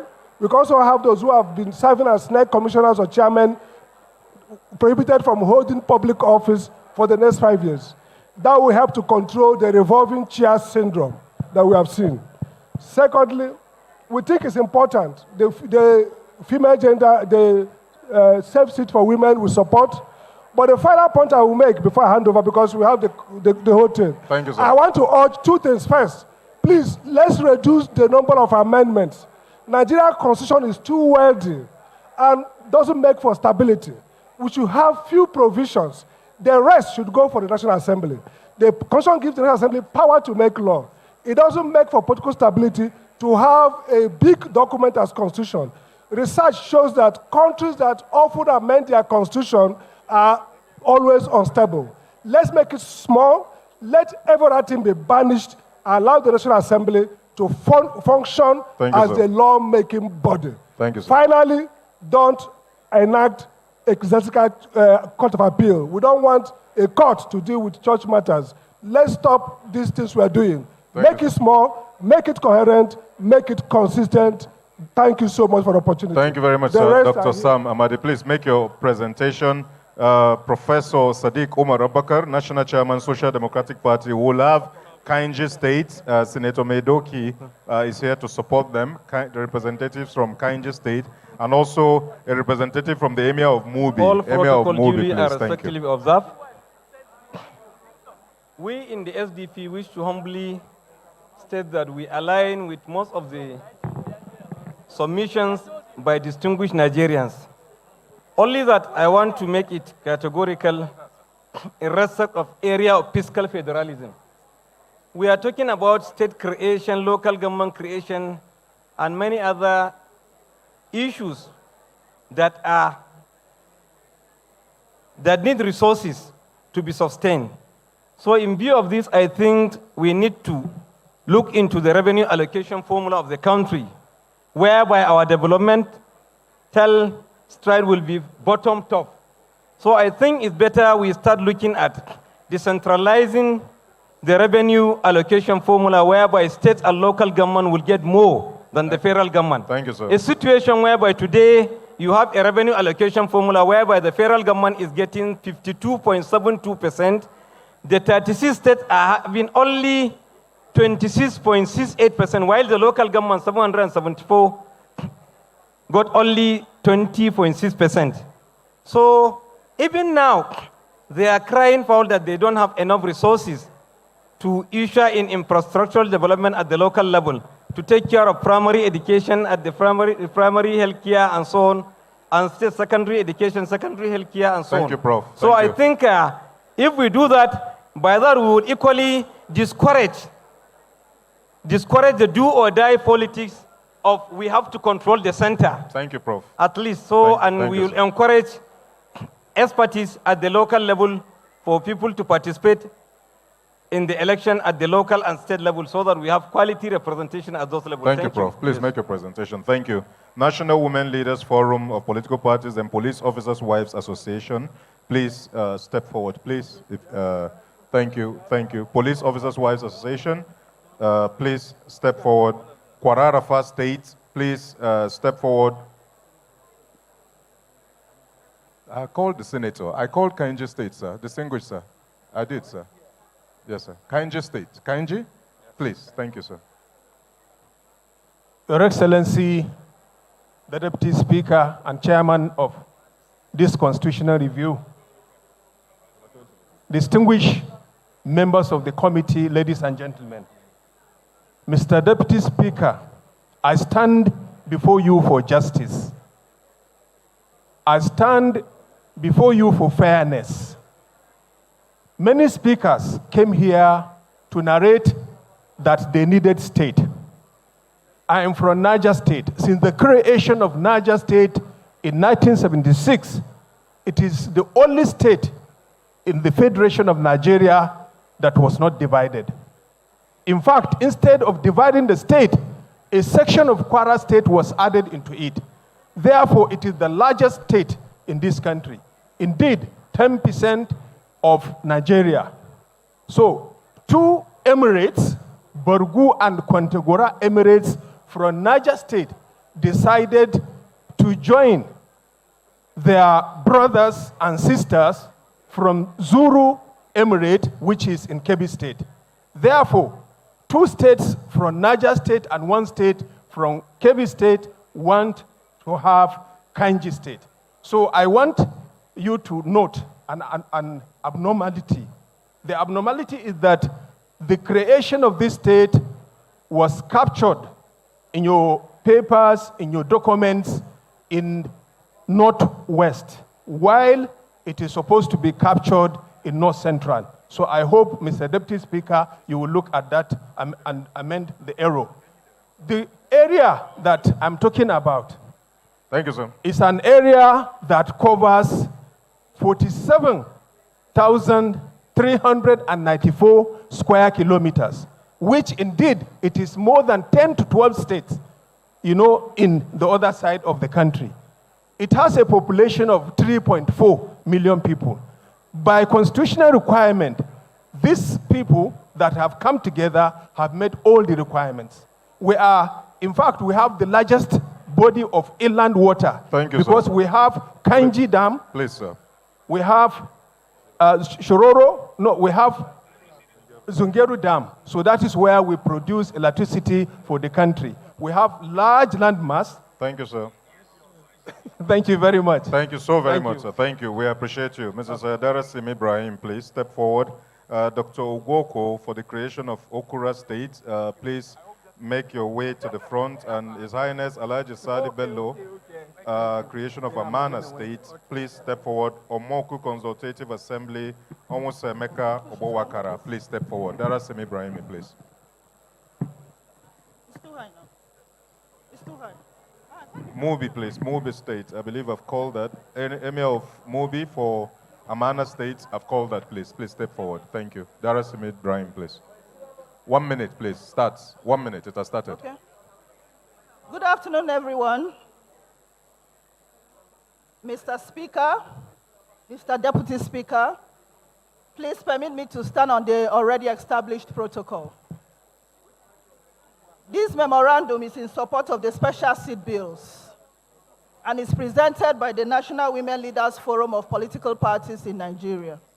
It's a summary of the memorandum. Thank you. 30 seconds, please. Thank you. We, the undersigned, representing the National Forum of Women Leaders of Registered Political Parties in Nigeria, submit this memorandum to express our unwavering support for the passage of the special seat bill currently under consideration by the National Assembly. This proposed legislation marks a transformative moment for our democracy, particularly one that offers a historic opportunity to rectify the long-standing gender imbalance in Nigeria's political landscape. As women leaders within our various political parties, we are not only key stakeholders in Nigeria's democratic development, but also first-hand witnesses to the structural barriers that have continued to marginalize women from competitive politics and decision-making processes. We see the special seat bill as a critical step towards equitable representation, improved governance, and the strengthening of Nigeria's democratic institutions. What do we expect from this bill? We respectfully urge the National Assembly members to pass the special seat bills to send a strong message of national commitment to inclusive governance. Ensure that the bill's implementation is backed by enabling legal and budgetary frameworks which will guarantee its sustainability and effectiveness. Facilitate further legislation that enhances transparency in political party financing, violence prevention, and inclusion of marginalized groups. Thank you, ma'am. Thank you. This memorandum reflects the collective voice, consensus, and commitment of women leaders from Nigerian political parties. We stand united in our resolve to bridge the gender gap in governance and to support legislation that guarantees every Nigerian, regardless of gender, and a seat at the table. We believe this bill offers an opportunity for the National Assembly and the State Houses of Assembly to write its name into the history books as champions of equity, democracy, and progress. Thank you, ma'am. Thank you. We, the women leaders of political parties, are ready to partner with the Parliament, INEC, civil societies, and development partners to ensure that the special seat bill is not only passed, but implemented effectively and inclusively. Thank you very much. Thank you so very much, ma'am. We have already submitted 3 copies, but we can still submit another one now. Thank you. Please hold on. Just hold on. Don't go until I call you. Please. Okura State, hold on, please. Just take it easy. Let's not be rowdy. Please, please. Police Officers' Wives Association. Okura State, please hold on. Please. Please. Police Officers' Wives Association, please. In summary, please. Thank you. Yeah. Just summarize your presentation, please. Thank you. My name is Barrister Mrs. Linda Rashida Fairworth, standing on the existing protocol. I am here representing the Inspector General of Police wife. Our concern is mainly on number 3, which borders on inclusiveness governance. The 3 bills aim to creating reserve seats for women, physically challenged persons in the National and State House of Assembly, and mandating a certain percentage in the composition of the federal to be reserved for women. Constitutionally, defined roles should also be properly advocated for wives of security agencies and military officers. This should also include the office of the First Lady and the governors, wives in the Federal Republic of Nigeria. This will create an avenue for growth and sustainability, as their roles and functions will not be determined by the whims and capacity of their husbands. Recommendations. It is our humble recommendation that the following offices be recognized by the Constitution: Police Officers' Wives Association, which is POWA; Nigerian Army Officers' Wives Association, NAWOA; Naval Officers' Wives Association, NAWOA; Nigeria Air Force Officers' Wives Association, NAFOA; Defense and Police Officers' Wives Association, the POWA, should be given defined constitutional roles.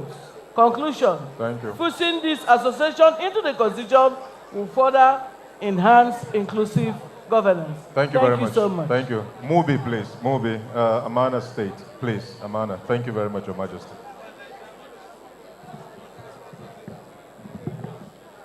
After Amana, Okura, Council for Women Societies, Orashi State, please get ready.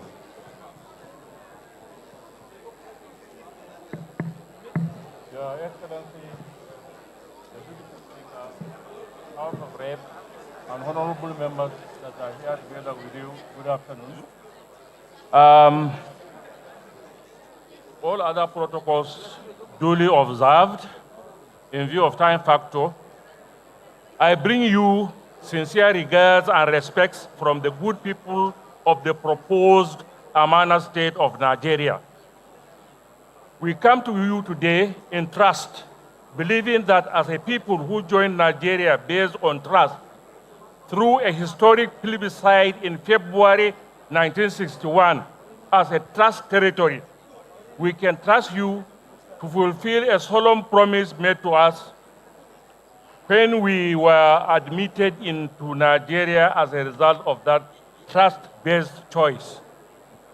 Two promises were made to us by Sir Ahmadu Bello, the late Sultan of Sokoto, of blessed memories, on the faithful occasion of our choice to join Nigeria